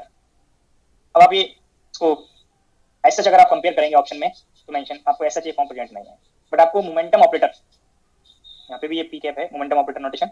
तो मोमेंटम ऑपरेटर से अगर आप इसको रिलेट करें तो momentum operator is defined as in one dimension minus I H cross d by D x. तो आप डी बाई डी एक्स को अगर आप रिलेट करें मोमेंटम ऑपरेटर से तो p by minus I H cross बनेगा and this value 1 upon minus I is I by H cross p operator. तो डी बाई डी एक्स के प्लेस पे आप ये फॉर्म प्लेस कर सकते हैं. तो operator a is exponential x naught D by D X. अब डी बाई डी एक्स को आप प्लेस करें तो i x naught p by H cross बनेगा. तो यहाँ से आपको कंफर्म हो गया exponential i p not p x not by H cross. तो ये ऑपरेटर फॉर्म आप थर्ड ऑप्शन में प्रेजेंट है. तो ऑपरेटर फॉर्म कैसे फाइंड किया वो आपको यहाँ पे हिंट हो गया, बट एक पार्ट और आपको चेक करना, यहाँ पे हिंट करना था. आप लोग ट्रांसलेशन पढ़ते हैं, ट्रांसलेशन ऑफ स्पेस. तो ट्रांसलेशन ऑफ स्पेस का मीनिंग क्या है कि आप जो रेफरेंस फ्रेम लिए हैं उसके रेस्पेक्ट में किसी पॉइंट का कोऑर्डिनेट अगर x है, अगर उस फ्रेम ऑफ रेफरेंस को किसी कांस्टेंट वैल्यू ऑफ पोजीशन से लेफ्ट या राइट में ट्रांसलेट कर दें तो न्यू रेफरेंस फ्रेम जो बनेगा उसके रेस्पेक्ट में उस पर्टिकुलर पॉइंट का पोजीशन चेंज हो जाएगा. अब कैसे ट्रांसलेट करना है क्वांटम मैकेनिक्स में वो आपको ये ऑपरेटर बताएगा. ये ऑपरेटर ट्रांसलेशन ऑपरेटर है. ये पार्ट को आप चेक करिए, पहले कोऑर्डिनेट x था, अब यहाँ पे coordinate x plus x naught हो गया. तो this is corresponding to translation by a constant factor x naught. This operator is known as translation operator, जो पोजीशन स्पेस का ट्रांसलेशन करेगा. ट्रांसलेशन ऑपरेटर, ये बोथ फॉर्म, ये फॉर्म भी ये फॉर्म भी, translation operator in position space.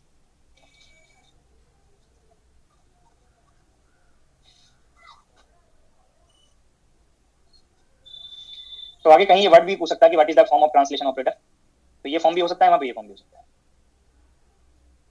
किसी another space में भी पूछा जा सकता है. तो अनलॉगी आपको बताया हुआ है कि डी बाई डी एक्स जो p के इक्विवेलेंट है वो पोजीशन स्पेस में है। अब अगर मोमेंटम स्पेस में चेक करना होगा तो p एज ए मल्टीप्लिकेशन बन जाएगा, और कहीं पोजीशन ऑपरेटर होता है यहाँ पे, ये कांस्टेंट है, ये पोजीशन ऑपरेटर नहीं है, ये कांस्टेंट वैल्यू है। अगर कहीं पोजीशन ऑपरेटर होता तो मोमेंटम स्पेस में आप उसको i H cross del by del p replace करते, वो पॉइंट्स आपको पहले बताया। ऐसे ही अगर आप फिर से इस प्रॉब्लम में एक माइनर चेंज करें, the action of an operator A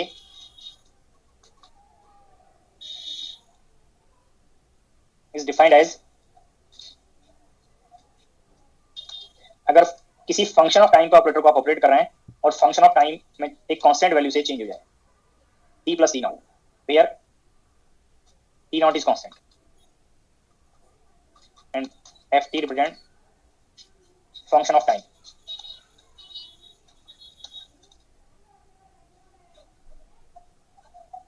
the operator a is, फिर से ऑप्शन फॉर्म यहाँ पे नोट कर रहा हूँ, exponential h cross del by del t, exponential minus I H cross del by del t, exponential minus I h Hamiltonian operator t naught by H cross, and exponential plus I h t naught by H cross. तो method आपको यहाँ पे hint हो गया, only variable notation change है, फिर से series expansion करें, और अब ये फॉर्म आपने किसी पहले ऑपरेटर में अगर डिफाइन किया है तो उससे आप कंपेरिजन करके यहाँ पे ऑपरेटर फॉर्म को सेलेक्ट कर सकते हैं। तो F T plus t not का सीरीज एक्सपेंशन करेंगे,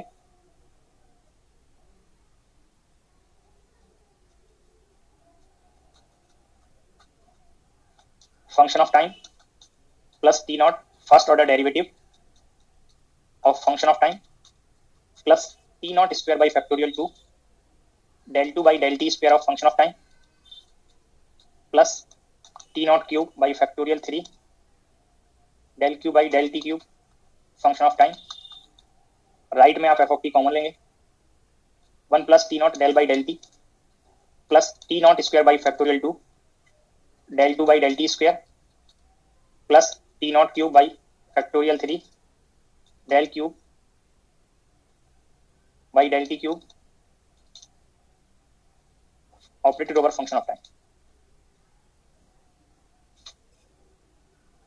तो आप यहाँ पे exponential t naught del by del t ये आप नोट कर सकते हैं।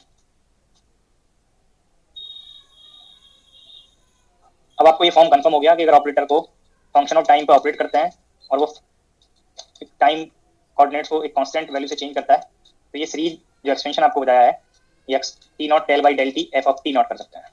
बोथ साइड से फंक्शन ऑफ टाइम का कोफिशिएंट कंपेयर करके आपको ऑपरेटर का फॉर्म कंफर्म हो गया। बट ये एस एच वहाँ पे आप कंपेयर करें, अगर ऑप्शन में सेलेक्ट नहीं हो रहा है, कंपेयर नहीं हो रहा है, तो आप लोग एनर्जी ऑपरेटर और हैमिल्टोनियन ऑपरेटर पढ़ते हैं, i H cross del by del T.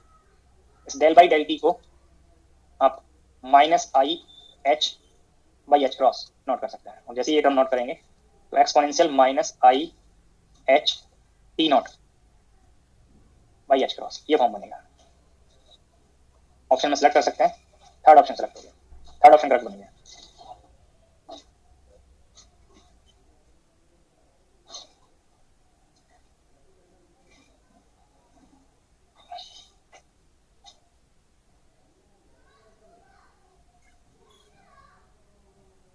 तो आप लोग एक क्लासिकल मैकेनिक्स में translation of space, rotation of space, translation of time, ये 3 कंसेप्ट पढ़े होंगे। वहां पे आप अगर आपको किसी पर्टिकुलर पोर्शन कोऑर्डिनेट पता है, टाइम पार्ट पता है, कैसे ट्रांसलेशन करते हैं, वहाँ मेथड अलग होगा। बट क्वांटम मैकेनिक्स में ये पार्ट सॉल्व करने के लिए आपको कॉरस्पॉन्डिंग ऑपरेटर की रिक्वायरमेंट होगी। ये स्पेस का ट्रांसलेशन करेगा ये ऑपरेटर, और यहाँ पे जो सेकंड प्रॉब्लम मैंने आपको नोट कराया है ये टाइम को ट्रांसलेट करेगा। ऐसे ही कोई एक और ऑपरेटर अगर रोटेशन के गार्डिंग पे कॉरस्पॉन्डिंग फाइंड करते तो आप आगे ऑर्बिटल एंगुलर मोमेंटम पढ़ेंगे, तो एंगुलर मोमेंटम के किसी पर्टिकुलर कंपोनेंट के टर्म्स में आप ये वो ऑपरेटर को रिप्रेजेंट कर सकते हैं कि किस एक्सिस के अबाउट रोटेशन है, क्या क्या पार्ट किस एक्सिस के अबाउट रोटेशन हो रहा है। तो ये 3 ऑपरेटर्स आप यहाँ पे फाइंड कर सकते हैं जो ट्रांसलेशन ऑफ स्पेस के कॉरस्पॉन्डिंग है, ट्रांसलेशन ऑफ टाइम और रोटेशन ऑफ स्पेस के पार्ट को बताएगा। अब क्लासिकल मैकेनिक्स में कंजर्वेशन लॉज पढ़ते थे, चाहे वो साइक्लिक कोऑर्डिनेट वाले कंसेप्ट से कैलकुलेट कर रहे हो या आप न्यूटनियन अप्रोच से आप फाइंड कर रहे हो, ठीक है। आप 3 कंजर्वेशन लॉज पढ़ते हैं, conservation of linear momentum, conservation of total energy, conservation of angular momentum. अगर किसी पर्टिकुलर फंक्शन पे ये ऑपरेटर ऑपरेट कराएं और फंक्शन अनचेंज रह जाए तो यहाँ पे एनर्जी कंजर्वेशन का आइडिया देगा। जैसे क्लासिकल मैकेनिक्स में साइक्लिक कोऑर्डिनेट्स के कॉरस्पॉन्डिंग आप कंसेप्ट यूज करते हैं कि अगर वहाँ पे टाइम कोऑर्डिनेट साइक्लिक हो जाए तो वहाँ पे एनर्जी कंजर्व रहेगा। ऐसे ही ये पार्ट अगर एक्स कोऑर्डिनेट साइक्लिक हो जाए तो पी एक्स कंजर्व रहेगा। तो क्वांटम मैकेनिक्स में अगर किसी ये ऑपरेटर किसी फंक्शन ऑफ एक्स पे ऑपरेट कराएं और फंक्शन अनचेंज रहे तो उस पर्टिकुलर एक्शन से आपको कंफर्म होगा कि मोमेंटम का एक्स कंपोनेंट कंजर्व रहेगा। ऐसे ही अगर रोटेशन के अबाउट ऑपरेटर आपने ऑपरेट किया और फंक्शन अनचेंज रहे तो वो कंजर्वेशन ऑफ एंगुलर मोमेंटम बताएगा दैट पर्टिकुलर कंपोनेंट के अलावा। तो क्वांटम मैकेनिक्स में सिमिलर स्टेप्स जैसे आप क्लासिकल मैकेनिक्स में स्टेप्स फॉलो करते हैं, यहाँ पे आप ऑपरेटर से वो कंसेप्ट वो रिजल्ट फाइंड कर सकते हैं। तो कैसे ऑपरेटर्स के रिगार्डिंग आइगन वैल्यूज फाइंड करेंगे, उनका एक्शन क्या है और उनकी आइगन वैल्यूज क्या है, उनके अमंग कम्यूटेटर ब्रैकेट्स क्या है, वो आपको यहाँ तक अब तक आपको डिस्कस किया है। तो जो भी पॉइंट्स मैंने सजेस्ट किए हैं, हो सकता है सम स्टूडेंट्स को पॉइंट्स पहले से कंफर्म रहे हों, ठीक है, सम स्टूडेंट्स के लिए सम पॉइंट्स न्यू हो सकते हैं, चाहे जैसे भी हो आपके वो प्रॉब्लम के टाइम पे आपको रिलेट होने चाहिए। प्रॉब्लम के टाइम पर अगर वो रिकॉल नहीं हो रहे हैं तो फिर से उन पॉइंट्स को जाकर रिवाइज करिए, जब तक आप उनको हैबिट में नहीं लाएंगे हो सकता है आपको फिर से न्यू लगे या वो डाउट क्रिएट करें। प्रॉब्लम सॉल्व करने के लिए सबसे पहले जो स्टेप है, जो आपको मैं आर्टिकल के टाइम पे थ्योरी वाले पॉइंट्स बताता हूँ, कुछ फॉर्मुले बता रहा हूँ, कंसेप्ट बता रहा हूँ, शॉर्ट ट्रिक बता रहा हूँ, वो आपके हैबिट में आने चाहिए, तभी आप उनको कॉन्फिडेंटली करेक्टली प्रॉब्लम सॉल्व करने के टाइम पे अप्लाई कर सकते हैं। पेज नंबर 24 पे प्रॉब्लम नंबर 7 का स्टेटमेंट रीड करिए। Page number 24 problem number 7। Sir एक क्वेश्चन था। जब भी डाउट में पूछ लीजिएगा या कहीं पे कोई ज्यादा जरूरी तो पूछ सकते हैं। सर इसी टॉपिक से रिलेटेड है सर, जैसे आपने बताया ना कि अगर ट्रांसलेशन ऑपरेटर अप्लाई करते हैं और हमारा फंक्शन चेंज नहीं होता तो इसमें कौन सी क्वांटिटी कंजर्व होगी? ट्रांसलेशन ऑफ स्पेस है या translation of time? Sir translation of time होगा तो एनर्जी समझ आ गया। तो ट्रांसलेशन ऑफ स्पेस में अगर आप ये ट्रांसलेशन ऑपरेटर ऑपरेट करें, जो भी आपको डिस्कस किया था प्लस आई था, I X naught P by H cross psi X आपने ऑपरेट किया और ये अनचेंज रह जाए। Yes sir. तो ये यहाँ पे एंगुलर इसका लीनियर मोमेंटम का एक्स कंपोनेंट कंजर्व रहेगा। Okay sir. क्लियर हो गया? Yes sir. Translation of space के अबाउट अगर सिमेट्री है तो वो लीनियर मोमेंटम कंजर्वेशन बताता है। आप थ्री कंसेप्ट को रिकॉल करिए अगर क्लासिकल मैकेनिक्स में पहले पढ़े हो, homogeneity of space, homogeneity of time और आइसोट्रोपी ऑफ स्पेस। अगर ये थ्री स्टेटमेंट को रिलेट कर पा रहे हो, होमोजेनिटी ऑफ स्पेस का मतलब क्या है कि x के किसी भी पॉइंट पे वैल्यू को चेक करें तो सेम आ रहा है। Yes sir. होमोजेनियस तभी तो होगा जब x इंडिपेंडेंट बनेगा। Yes sir. Yes sir. Homogeneity of time का मतलब क्या है कि टाइम को चेंज करते हैं तो सेम रहे, टाइम के अबाउट सिमेट्री का रिजल्ट। आइसोट्रोपी ऑफ स्पेस का मतलब क्या है, अगर हम उसको रोटेट करा दें, डायरेक्शन चेंज कर दें, डायरेक्शन कब चेंज होगा जब रोटेशन कर रहे हो वहां पे। आइसोट्रोपी ऑफ स्पेस में एंगुलर मोमेंटम कंजर्व रहता है। ठीक है सर। तो क्लासिकल मैकेनिक्स में तीन थ्योरम्स पढ़े होंगे आप लोगों ने।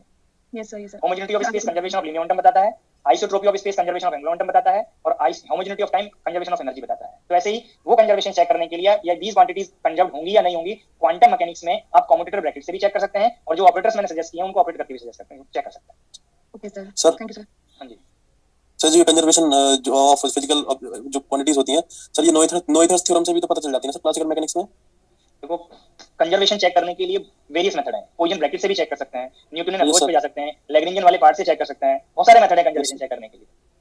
Yes sir. एक क्वेश्चन था इसका कम्यूटेटर ब्रैकेट का, डिस्कस करना था, वो कंप्लीट कर दो फिर टाइम हो जाएगा, डाउट के टाइम पे भी पूछ सकते हैं। जी सर। जी पेज नंबर 24 पे problem number 7। The wave function of a particle in one dimension is denoted by psi function of x in the coordinate representation. Coordinate representation का मीनिंग क्या है यहाँ पे कि पोजीशन स्पेस में आपको ये फंक्शन psi x दिया हुआ है एंड by phi p के लिए psi x से कैसे फाइंड करना, phi p को एक्सप्रेशन दिया है integration psi x exponential minus i p x by h cross dx। जो आपको मैंने फोरियर ट्रांसफॉर्मेशन का डेफिनेशन बताया था कि psi x से phi p मोमेंटम स्पेस में भी फंक्शन कैसे फाइंड करेंगे अगर psi x गिवन होगा, तो ये कंपैरिजन करें यहाँ पे 1/√2 pi h cross फैक्टर को 1 किया हुआ है जो यहाँ पे रिक्वायर्ड नहीं।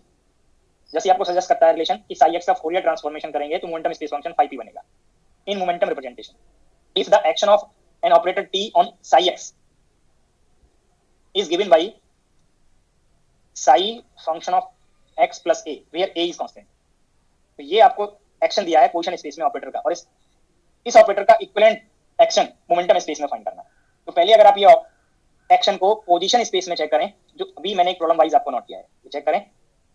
इस प्रॉब्लम में जो ऑपरेटर फॉर्म है चेक कर सकते हैं, कांस्टेंट फैक्टर से एक्स कोऑर्डिनेट चेंज हो रहा था, वो आपको यहाँ पे हिंट कर दिया, ये पार्ट और ये part. This relation is equivalent to, चाहे तो फिर से सीरीज एक्सपेंशन कर दें,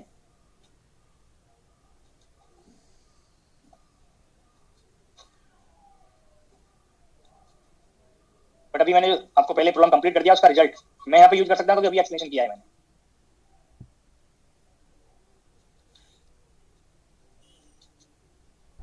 ये फॉर्म अभी डेल बाई डेल एक्स को आपको हिंट किया, I constant P by H cross psi X. तो पोजीशन स्पेस में इस ऑपरेटर टी के लिए आपको रिलेशन पता है। अब एक इजी अप्रोच है इसको मोमेंटम स्पेस में कन्वर्ट करने के लिए। ये पोजीशन स्पेस में था, इसका इक्विवेलेंट एक्शन मोमेंटम स्पेस में चेक करना है। तो एनालॉजी करिए, मैंने आपको कम्यूटेटर ब्रैकेट फाइंड करना बताया और जब स्पेस कन्वर्जन बताया था दैट टाइम पे हिंट भी किया कि कम्यूटेटर ब्रैकेट अनचेंज रहेंगे। तो दैट पार्ट से एनालॉजी करिए, ये साई एक्स मोमेंटम स्पेस में 5p में कन्वर्ट हो गया।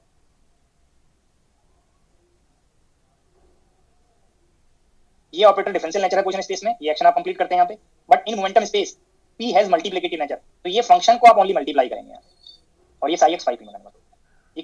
ये पोजीशन स्पेस में एक्शन पता था, ये दीस टू एक्शंस, तो इसका इक्विवेलेंट पार्ट मोमेंटम स्पेस में आप डायरेक्ट कन्वर्ट कर सकते हैं इन मोमेंटम स्पेस। ऑप्शन आप सेलेक्ट कर लीजिए। t 5p is given by exponential i a p by h cross operated over 5p, और यहाँ पे ये टर्म जस्ट मल्टीप्लिकेशन करना है, 5p पे एक्सपोनेंशियल टर्म को मल्टीप्लाई कर देंगे तो मोमेंटम स्पेस में एक्शन कंप्लीट हो गया। जबकि यहाँ पे मल्टीप्लाई नहीं है, ये टर्म आपको डिफरेंशियल करने पड़ेंगे यहाँ पे एक्सपोनेंशियल टर्म के कॉरस्पॉन्डिंग। तो ऑप्शन आप सेलेक्ट कर सकते हैं, थर्ड ऑप्शन करेक्ट बनेगा एक इजी अप्रोच से कंपैरिजन करके। सर एक बार ये वाला एक्सप्लेन कर दो सर, ये कैसे हुआ सर फिर से? इसके इक्विवेलेंट फंक्शन मोमेंटम स्पेस में आपको प्रॉब्लम के स्टेटमेंट में मेंशन किया है, मैंने भी सेम नोटेशन यूज किया था 5p। अब राइट साइड में एनालॉजी करिए, ये साई एक्स फिर से 5p बन गया, और ये जो ऑपरेटर था ये डिफरेंशियल ऑपरेटर है, किसके कॉरस्पॉन्डिंग था? मोमेंटम ऑपरेटर के कॉरस्पॉन्डिंग पोजीशन स्पेस में। बट मोमेंटम स्पेस में मोमेंटम का एक्शन क्या है? Just multiplication. तो अभी इस ये जो पार्ट होगा ये मोमेंटम का जो फंक्शन है एक तरह से मल्टीप्लिकेटिव नेचर से 5p में आप फंक्शन को प्रोडक्ट कर सकते हैं। बहुत इजी वे में आप ये एनालॉजी कर सकते हैं। इसके अनदर मेथड में जो रिलेशन दिया हुआ है t साई एक्स,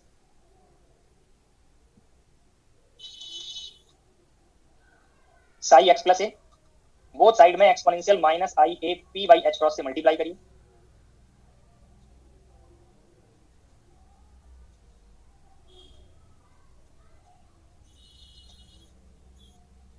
मल्टीप्लाई कर दिया मैंने, एक्स के रेस्पेक्ट में इंटीग्रल कर दीजिए। लेफ्ट साइड में ये टी 5p बन गया, ये ऑपरेटर नोटेशन था। अब ये पार्ट को सिंपलीफाई करने के लिए वेरिएबल रिप्लेस कर दीजिए, और जैसे ही सम स्टेप्स फॉलो करेंगे आपको सिमिलर रिलेशन मिल जाएगा। सर इस स्टेप में सर हमें मतलब कैसे पहले पता लगेगा कि टी कैप सर एक्स का फंक्शन होगा कि नहीं, मतलब जो हम इंटीग्रल करेंगे सर? फिर से बोलिए सर। जैसे टी कैप साई एक्स में आपने बोथ साइड इंटीग्रेशन किया, तो सर टी कैप को इंटीग्रल से बाहर, टी तो ऑपरेटर का नोटेशन है ना, राइट में है उसका एक्शन, तो एक्शन तो राइट में है ना, लेफ्ट में तो नोटेशन पार्ट है जस्ट। Okay sir. तो मतलब सर ऐसे फिर हम इंटीग्रेट जब करेंगे तो फिर टी कैप को इंटीग्रल से बाहर रख सकते हैं? ये आपको यहाँ पे तो ये जैसे हम एफ ऑफ एक्स लिखते हैं, जैसे मतलब मान लो टी कैप एक्स होता तो सर फिर हमें तो इंटीग्रल के अंदर लेना पड़ता ना। तो ये पार्ट जो है, जब ये मैं बोल रहा हूँ ये नोटेशन है ना, ये सर ये एक्शन कब होगा? जब जैसे मैं कह रहा हूँ एफ ऑफ एक्स, ये नोटेशन है। इस एफ ऑफ एक्स के डिफरेंट फॉर्म हो सकते हैं ना, ये एक्स स्क्वायर भी हो सकता था, एक्स क्यूब भी हो सकता था। कब पता चला? जब आप राइट साइड को देख रहे हैं। ओके सर, क्लियर हुआ? Okay sir. एक्शन तो राइट में है ना, यहाँ पे चेंज करेंगे। ये तो सीधा सीधा आपको पूछा है ना कि क्या पार्ट है, तो एक्शन तो राइट में इंक्लूड हो रहा है इसका। तो एक्स प्लस ए को आप एक्स से रिप्लेस कर दीजिए, और जैसे ही रिप्लेस करेंगे लिमिट में क्या चेंज होगा, इस पार्ट में क्या चेंज होगा, आपको ये रिलेशन बता देंगे। अब जैसे ही आप एक्स के रेस्पेक्ट में इंटीग्रल कर रहे हैं, यहाँ से जब आपने रिप्लेस किया तो ये टर्म जो आप यहाँ पे पार्ट ले रहे थे, जब वेरिएबल रिप्लेस करेंगे इस पार्ट को एक्स प्लस ए को एक्स किया आपने, तो ये फॉर्म की वैल्यू ए की वैल्यू प्लेस कर सकते हैं यहाँ पे। तो ये राइट में जाएगा टर्म, और राइट में जाने से आपको एनालॉजी हो जाएगा कि क्या पार्ट बनेगा। वेरिएबल जैसे ही रिप्लेस करेंगे आपको ऑटोमेटिकली कंफर्म हो जाएगा। अगर ये स्टेप्स फॉलो कर लें या तो, या आपको जो मैंने यहाँ पे एनालॉजी बताया कि किसी भी ऑपरेटर का आपको पोजीशन में रिलेशन दिया हुआ है, पोजीशन में फॉर्म दिया हुआ है या एक्शन दिया हुआ है, जैसे आपको कहीं पे ऑपरेटर दिया होता टी एक्स स्क्वायर पी, ये फॉर्म दिया होता, ये पोजीशन स्पेस में है, तो इसको मोमेंटम में आप डायरेक्ट कन्वर्ट कर सकते थे या नहीं कर सकते थे? बोलिए। पी को पी रखते और एक्स स्क्वायर को क्या फॉर्म रिप्लेस करते? I H cross del by del p का स्क्वायर, ये फॉर्म तो रखते। पोजीशन स्पेस में ये फॉर्म क्या था? ये एक्स स्क्वायर और पी का फॉर्म है minus I H cross del by del x. ये एनालॉजी आपको पता है पोजीशन का क्या फॉर्म है, मोमेंटम का क्या फॉर्म है। ये एक्शन पोजीशन में हो गया, ये एक्शन मोमेंटम में हो गया, और साई एक्स के इक्विवेलेंट फंक्शन मोमेंटम स्पेस में 5p है। बहुत इजी अप्रोच था। अगर ऑपरेटर का एक्शन पोजीशन स्पेस में पता है, जो आपको यहाँ से पता चल रहा है इस पार्ट से, इस स्टेप पे जाइए। अभी जो भी फंक्शन ऑफ एक्स होगा यहाँ पे, उसका एक्सपोनेंशियल टर्म के कॉरस्पॉन्डिंग जितने भी टर्म्स बनेंगे उनमें डी बाई डी एक्स करना पड़ेगा। फर्स्ट ऑर्डर डिफरेंशियल भी आएगा, सेकंड ऑर्डर भी आएगा, थर्ड ऑर्डर भी आएगा। तो this is the differentiation of psi according to this form. यही पार्ट पोजीशन स्पेस में बताता है इस नोटेशन पे भी, क्योंकि पी का नेचर डिफरेंशियल नेचर है। बट जब इसका मोमेंटम में एनालॉजी करेंगे, मोमेंटम में एक्शन चेक करेंगे, तो दैट टाइम पे पी डिफरेंशियल ऑपरेटर नहीं है, जस्ट पी नोटेशन से मल्टीप्लाई करना है, मल्टीप्लिकेटिव नेचर है। तो ये साई एक्स के इक्विवेलेंट 5p बन गया। ये जस्ट आप चेक करिए, यहाँ पे मैंने एरो या कैप शो किया है ऑपरेटर फॉर्म के लिए, जिसको पोजीशन स्पेस में ये फॉर्म में कन्वर्ट करेंगे, बट मोमेंटम में जस्ट पी फैक्टर का मल्टीप्लिकेशन बनेगा। तो यहाँ पे जितने भी एक्सपोनेंशियल टर्म में सीरीज के टर्म्स बनेंगे 1 plus I A P by H cross plus I A P by H cross का होल स्क्वायर, वो 5p में जस्ट प्रोडक्ट करते चले जाएंगे। ये एनालॉजी आपको पहले से आपको हिंट किया हुआ है। जो भी मेथड आपको यूज करना होगा आप यूज कर लीजिए। इसमें जो सेकंड मेथड मैंने सजेस्ट किया है, अगर वो आपको इजी लगता है तो इसमें आप जस्ट वेरिएबल रिप्लेस करके एनालॉजी कर सकते हैं कि ये पार्ट को फिर से आपको यहाँ पे साई एक्स इंटीग्रल पार्ट को 5p नोट करना है कि कब आप नोट कर सकते हैं, उसके लिए आप यहाँ पे वेरिएबल को रिप्लेस करें। बाकी नेक्स्ट लेक्चर में डिस्कस करेंगे। अब जो डाउट पूछ रहे थे पूछ सकते हैं।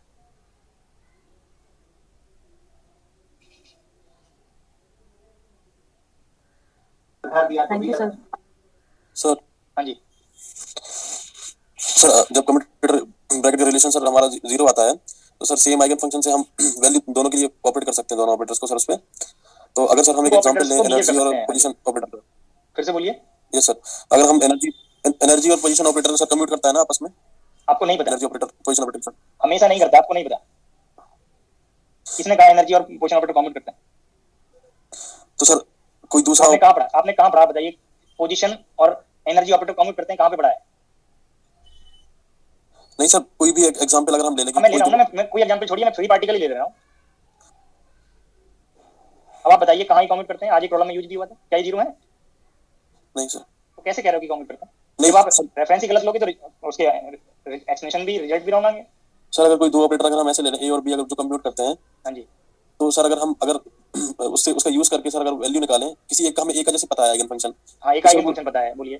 यस सर, तो जब हम उसे बी के ऊपर बी में जब उसको यूज करेंगे आइगन फंक्शन को, तो सर करस्पॉन्डिंग में ही सर वैल्यू देगा वो कि मतलब सर कोई भी रैंडम वैल्यू दे सकता है, ए के करस्पॉन्डिंग में ही वैल्यू देगा। ये ए के करस्पॉन्डिंग कैसे वैल्यू देगा? ए की यूनिट और बी की यूनिट किसने बताया कि जरूरी है मैच करें? पोजीशन ऑपरेटर एक्स है, उसकी अगर कोई हम वैल्यू को मेजर करते तो मीटर में आता है, क्लियर है? अगर एक्स स्क्वायर कोई ऑपरेटर है जो पोजीशन का ही ऑपरेटर है, तो क्या इसकी यूनिट मीटर बनेगा, मीटर स्क्वायर बनेगा? सर एक्चुअली थोड़ी देर में मैं पूछ लूंगा, पहले इन लोगों का सर क्लियर कर दीजिए। जो मैं बता रहा हूँ उसको आप अपने रिजल्ट पे जो डाउट है उसके रेफरेंस में मैं एक आसान तरीका बताता हूँ, उसको पहले सुनिए। मोमेंटम और काइनेटिक एनर्जी कम्यूट करते हैं? हाँ सर, ये यस सर, कम्यूट करते हैं। मोमेंटम की यूनिट किलोग्राम मीटर पर सेकंड में आएगा, ये आइगन वैल्यू है। अब आप देखिए पी के लिए आइगन वैल्यू आया h cross square k square by twice, जो आपको कल बताया था। क्या ये दोनों आइगन वैल्यू की यूनिट मैच करती हैं?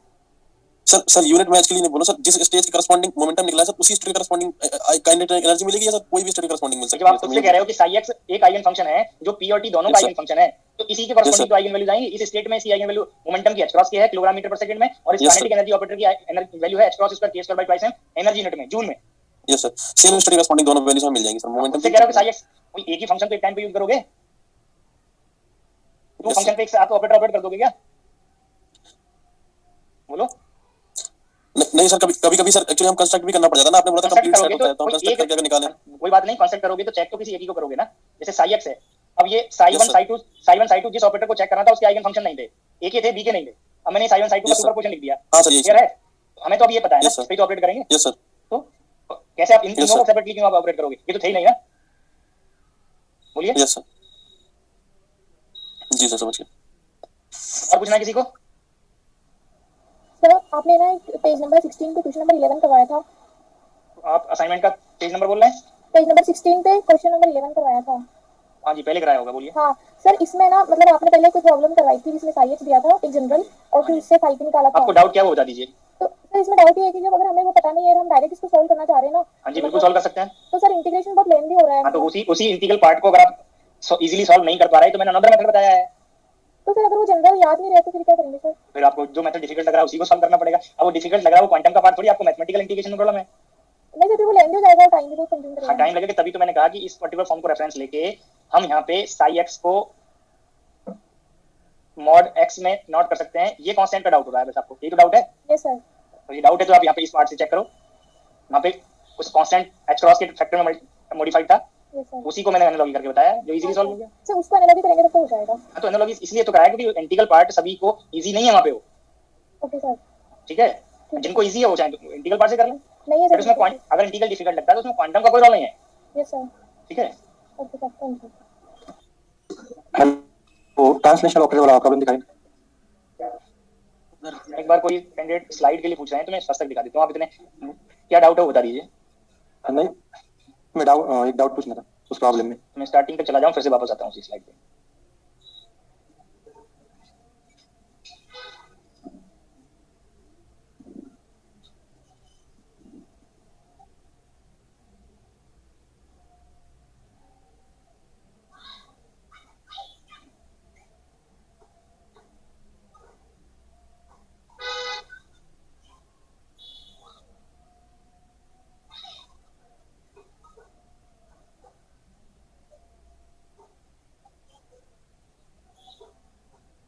हाँ जी बोलिए, क्या डाउट था?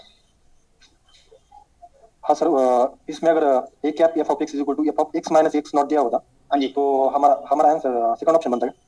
हाँ जी, जब यहाँ पे माइनस आता और माइनस से डी बाई डी एक्स की वैल्यू प्लेस करते तो आई में जो माइनस आ रहा था वो एडजस्ट हो जाता, यहाँ माइनस होता और यहाँ प्लस बन जाता। सॉरी, ये माइनस और ये टर्म भी माइनस, दोनों माइनस बन जाते।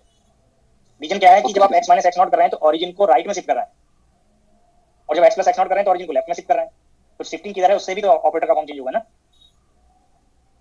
Sir okay sir.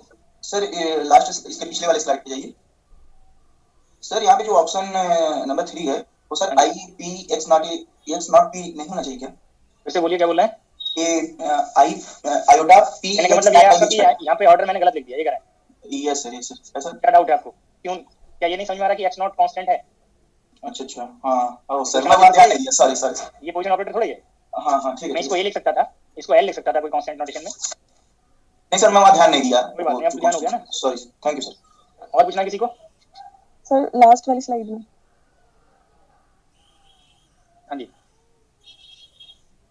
नहीं सर, अभी आपने हाँ इसमें सर ये आपने नीचे मोमेंटम स्पेस में ये कंप्लीटली इंटीग्रल खोल के वो करवाया ना, हाँ तो आपने बोला x प्लस a की जगह x डैश रख के सॉल्व करना। हाँ जी, वेरिएबल रिप्लेस कर लीजिए, अगर नहीं होता तो नेक्स्ट लेक्चर मुझसे पूछ लीजिएगा। हाँ सर 5p तो बन गया, लेकिन वो exponential iota x p by h पे आ रहा है। क्या रहा है? Exponential iota x p by h पे। अच्छा कोई बात नहीं, मैं इसको हो रहा है नहीं a की जगह x डैश माइनस x रखेंगे ना? नहीं, शायद उसके अलावा भी कर देना चाहिए। सर आयोटा पी एक्स आएगा, एक्स की जगह रखना है सर वो। क्या रखना है? यहाँ पे मिस्टेक है, मैंने मिस्टेक ये ओके, ये मिस्टेक किया है। यहाँ पे exponential I P by H cross ना मल्टीप्लाई हो गया, I P x by H cross multiply हो गया। जी सर, ये मिस्टेक है सर, इसलिए शायद नहीं आ रहा होगा। आ गया सर, मैंने अब आ जाएगा, ठीक है, वो बाई मिस्टेक मुझसे ओके नोट हो गया है, अब आ जाएगा, क्योंकि ये तो कांस्टेंट है ना, हमें तो वेरिएबल पार्ट को लेना था। क्लियर हो गया? Yes sir. अब आ जाएगा। Hello sir. हाँ जी सर, तो आप एफ ब्रैकेट में T plus T naught x plus x note इसको एक्सपेंड कैसे कर रहे हो, ये समझ में आ रहा आप ये तो शायद बहुत सारे सीरीज आप मैथमेटिक्स में पढ़े होंगे भाई, ये सीरीज नहीं पढ़े आप कभी? बताइए, शायद मैं क्या बोलते हैं इसको, टेलर सीरीज एक्सटेंशन बोलते हैं। ये तो कॉम्प्लेक्स वेरिएबल, ये तो कॉम्प्लेक्स वेरिएबल में यूज किया होगा। ओके सर, क्या है? आ गया सर। हाँ तो वही पार्ट है, मैंने तो बोला भी कि आप नोटेशन से प्रोसेसर को डाउट रहता है, तो मैंने x प्लस एक्स नॉट के टाइम पे x प्लस एच भी वर्ड यूज किया वहाँ पे। Thank you. और पूछना किसी को? तो ये ऑपरेटर को e to the power a cap आप उसको एक्सपेंड कर रहे हैं, वो तो actually e to the power x को लेते हैं, एक्सपेंशन जब x बहुत स्मॉल होता है तो ऐसे कैसे एक्सपेंड कर सकते हैं? फिर से बोलिए, क्या बोले? फिर से बोलिए। e to the power a cap operator, हाँ जी, तो आप एक्सपेंड कर दे रहे हो उसको, तो एक्सपेंशन में मैं तो इनफाइनाइट तक ले रहा हूँ, मैंने स्टार्टिंग के टर्म थोड़ी लिए, मैंने तो पूरा टर्म लिया है भाई, तो क्या डाउट है बताइए? तो ये ऑपरेटर है, तो ऑपरेटर को कैसे एक्सपेंड कर सकते हैं? अगर 2 ऑपरेटर्स होते हैं यहाँ पे प्रोडक्ट में तब करेक्ट नहीं है, सिंगल ऑपरेटर के लिए तो हम कोई ऑपरेटर ए है, इसका फंक्शन बनाना है, क्या स्क्वायर करते हुए आपने ए टू ए नहीं किया था? बोलिए, तो सिंगल ऑपरेटर के फंक्शन में क्या प्रॉब्लम है? मैंने इसका आपको ऐसा थोड़ी कहीं पे लिख दिया कि एक्सपोनेंशियल ए बी, इसके लिए मैंने सीरीज नोट करा दी हो। बोलिए, आपको किस पॉइंट से डाउट हुआ ये बताइए, फिर मैं आगे कंफर्म करूं उसको। एक्चुअली वो एक्सपेंड करते हैं जब x बहुत स्मॉल होता है, तो नहीं, ये किसने बोला कि ये तब एक्सपेंड करते हैं? ये हमेशा करेक्ट है, ये आप गलत स्टेटमेंट बोल रहे हैं, ये ऑलवेज करेक्ट है। ये आपको किसने बता दिया कि x स्मॉल होगा तभी एक्सपेंड करेंगे? x की वैल्यू स्मॉल हो लार्ज हो, ये सीरीज अगर इनफाइनाइट टर्म तक का कंडीशन है, ऑलवेज करेक्ट है। बट इसको अगर इस टर्म तक टर्मिनेट करना है, ये तब होगा जब x स्मॉल होगा, वेरी स्मॉल होगा, तब हाई ऑर्डर टर्म्स को नेगलेक्ट कर दोगे आप। ओके ठीक है सर हाँ जी, सर कम्यूटेशन में एक्सपोनेंशियल वाला वो कम्यूटेशन हमने सॉल्व किए थे ना, हाँ जी, तो सर उसमें एक्सपेंड करने की जगह एक्सपोनेंशियल का डिफरेंशियल भी तो करता है ना, बाहर डायरेक्ट फॉर्मूला होता है ना शायद ये। फिर से बोलिए। सर जैसे हाँ जी बोलिए। हाँ इसी सर वाली बात जैसे कर रहे हैं? हाँ जैसे e to the power a है कम्यूटेशन में, हाँ जी, तो इसको डायरेक्ट ऐसे नहीं सकते, बाहर कम्यूटेशन के बाहर e to the power a का डिफरेंशियल और अंदर फिर commutation of a and b बच जाएगा। अच्छा ये आप बताइए, मैं एक जो बी फॉर्म है हमें यहाँ नहीं पता था क्या है, ठीक है ना, ए का फॉर्म पता ना बी का पता। एक बार मैंने इसको डी बाई डी एक्स ले लिया, अब आप डिफरेंशियल करिए, क्या बनेगा? सी पार्ट बनेगा, ये ए मान लीजिए थोड़ी देर के लिए, ठीक है, तो ये माइनस एक्सपोनेंशियल आया। आंसर क्या है हमारा? एक्सपोनेंशियल साइन का मिस्टेक हुआ। अब इसी में मैंने suppose I H cross multiply कर दिया या कुछ और मल्टीप्लाई कर दिया, एच क्रॉस ले लिया, हो सकता था नहीं? तो भी क्या रिजल्ट बन गया? H cross exponential. तो बाहर माइनस क्यों किया आपने? मैंने एक आपको फॉर्म बताया, हाँ जी, आपको डिस्कस किया था, D by D x F of x बताया था। हाँ हाँ तो ये D by D x of F x होता है। हाँ अगर यहाँ पे आप ऑर्डर चेंज करेंगे तो माइनस आएगा ना। हाँ हाँ ये हम्म, तो ऐसा हो सकता है कि सिर्फ आप उन ऑपरेटर्स को रेफरेंस ले रहे हो जिनमें डिफरेंशिएशन है, या उसमें क्या मल्टीप्लाई किए हैं क्या नहीं मल्टीप्लाई किए हैं, उसको आप इग्नोर करके चल रहे हैं। ओके तो सर हर बार एक्सटेंड करना ही सही सिर्फ रहेगा। मैंने ये पार्ट बताया ना, D by D x of F x, इस टर्म को मैंने D by D x of F x बताया। हम्म, उसके साथ कुछ भी टर्म मल्टीप्लाई हो रहा होगा तो वो कंट्रीब्यूट करेगा नहीं करेगा। करेक्ट। और पूछना किसी को? साई ऑफ एक्स एक फंक्शन है, तो वे फंक्शन है, तो उसको केट फॉर्म में कैसे आप फिर से बोलिए। सर, तो psi of x equal to a sine k x, x sine k x, a sine k x, okay okay, हाँ बोलिए अब। तो उसको एक्चुअली आप केट ब्रांड केट जो फॉर्म होता है उसमें कैसे मतलब आप नहीं, इसको कैट में नोट नहीं करते, इसके इक्विवेलेंट नोटेशन में लिखते हैं उसको। जैसे कहीं पे हमने लिखना है साई एक्स, हालांकि डायरेक्ट नोटेशन में, कैट नोटेशन में इसको किस स्पेस में है वो रिप्रेजेंट करने की जरूरत नहीं होती, बट इसी को सम टाइम ये नोटेशन लेगा, इस तरह से भी रिप्रेजेंट करते हैं इसी को। अब ये बता सकते हैं कि ये फंक्शन के इक्वल है, बट एग्जैक्टली इक्वल नहीं है। ओके ठीक है, ओके अगर हम इसको ये लिखें, ये पार्ट अगर वहां पे, क्योंकि ये टर्म स्केलर बनेगा, ये टर्म इससे मैच कर सकता है, बट एग्जैक्टली साई को हम साई फंक्शन में बता दें तो ये रॉन्ग हो गया। क्यों? क्योंकि ये तो वेक्टर है, वेक्टर क्या स्केलर से मैच करेगा? वेक्टर का कंपोनेंट स्केलर फंक्शन हो सकता है, ये मैच कर जाएंगे। तो साई का फॉर्म कुछ दूसरा होगा, शायद अलग होगा। इसका डायरेक्ट नोटेशन का? हाँ, डायरेक्ट नोटेशन का। हाँ, आप वही बता सकते हो कि वहां पे कितने बेसिस लिए हैं, फिर उनको सुपरपोजिशन में नोट करोगे इस कैट को। तो बेसिस वेक्टर में लिखेंगे तो ए साइन के एक्स आई कैप प्लस ऐसा लिख सकते हैं क्या? आई कैप आपसे पूछ, ये तो वन डायमेंशन पार्टी है ना, तो आई कैप जे कैप के कैप नहीं बता सकते आप यहाँ पे।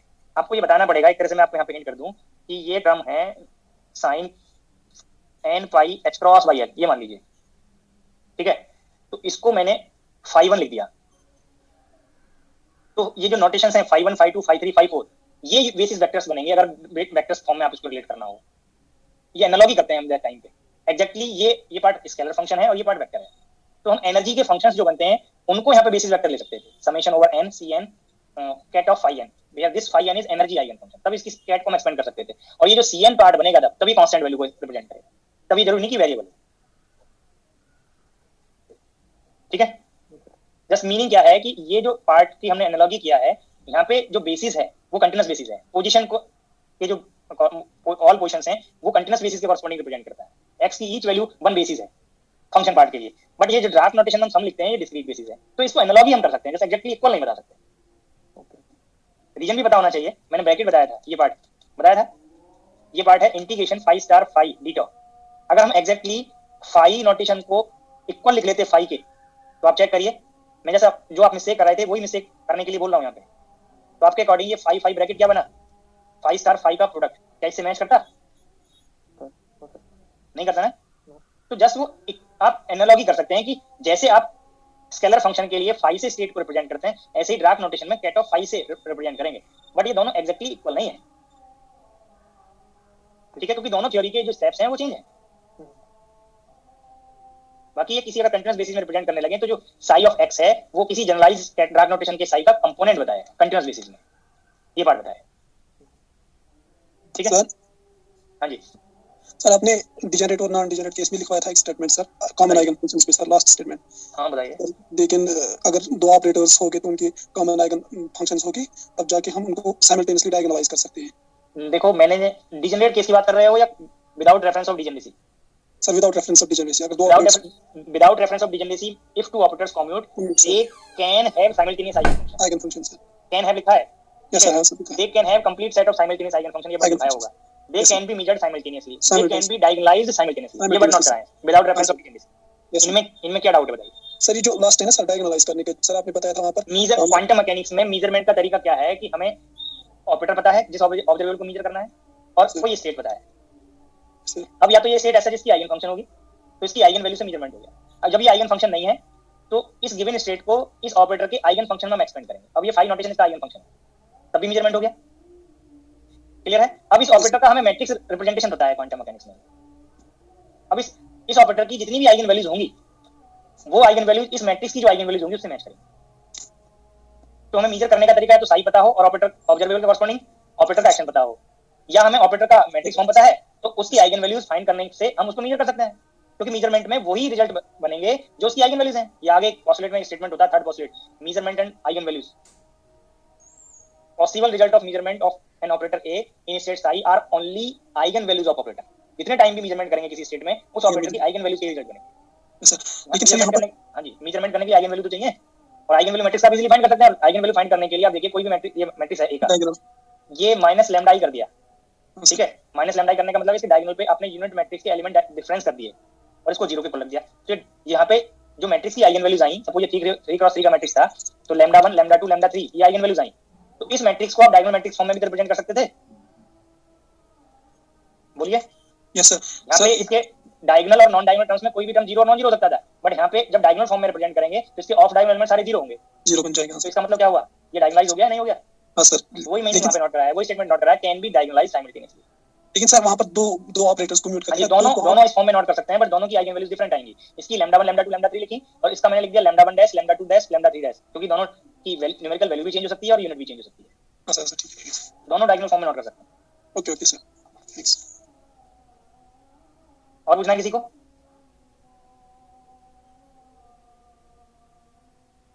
नहीं पूछना तो मैं एग्जिट करता हूँ। Thank you sir. Thank you sir.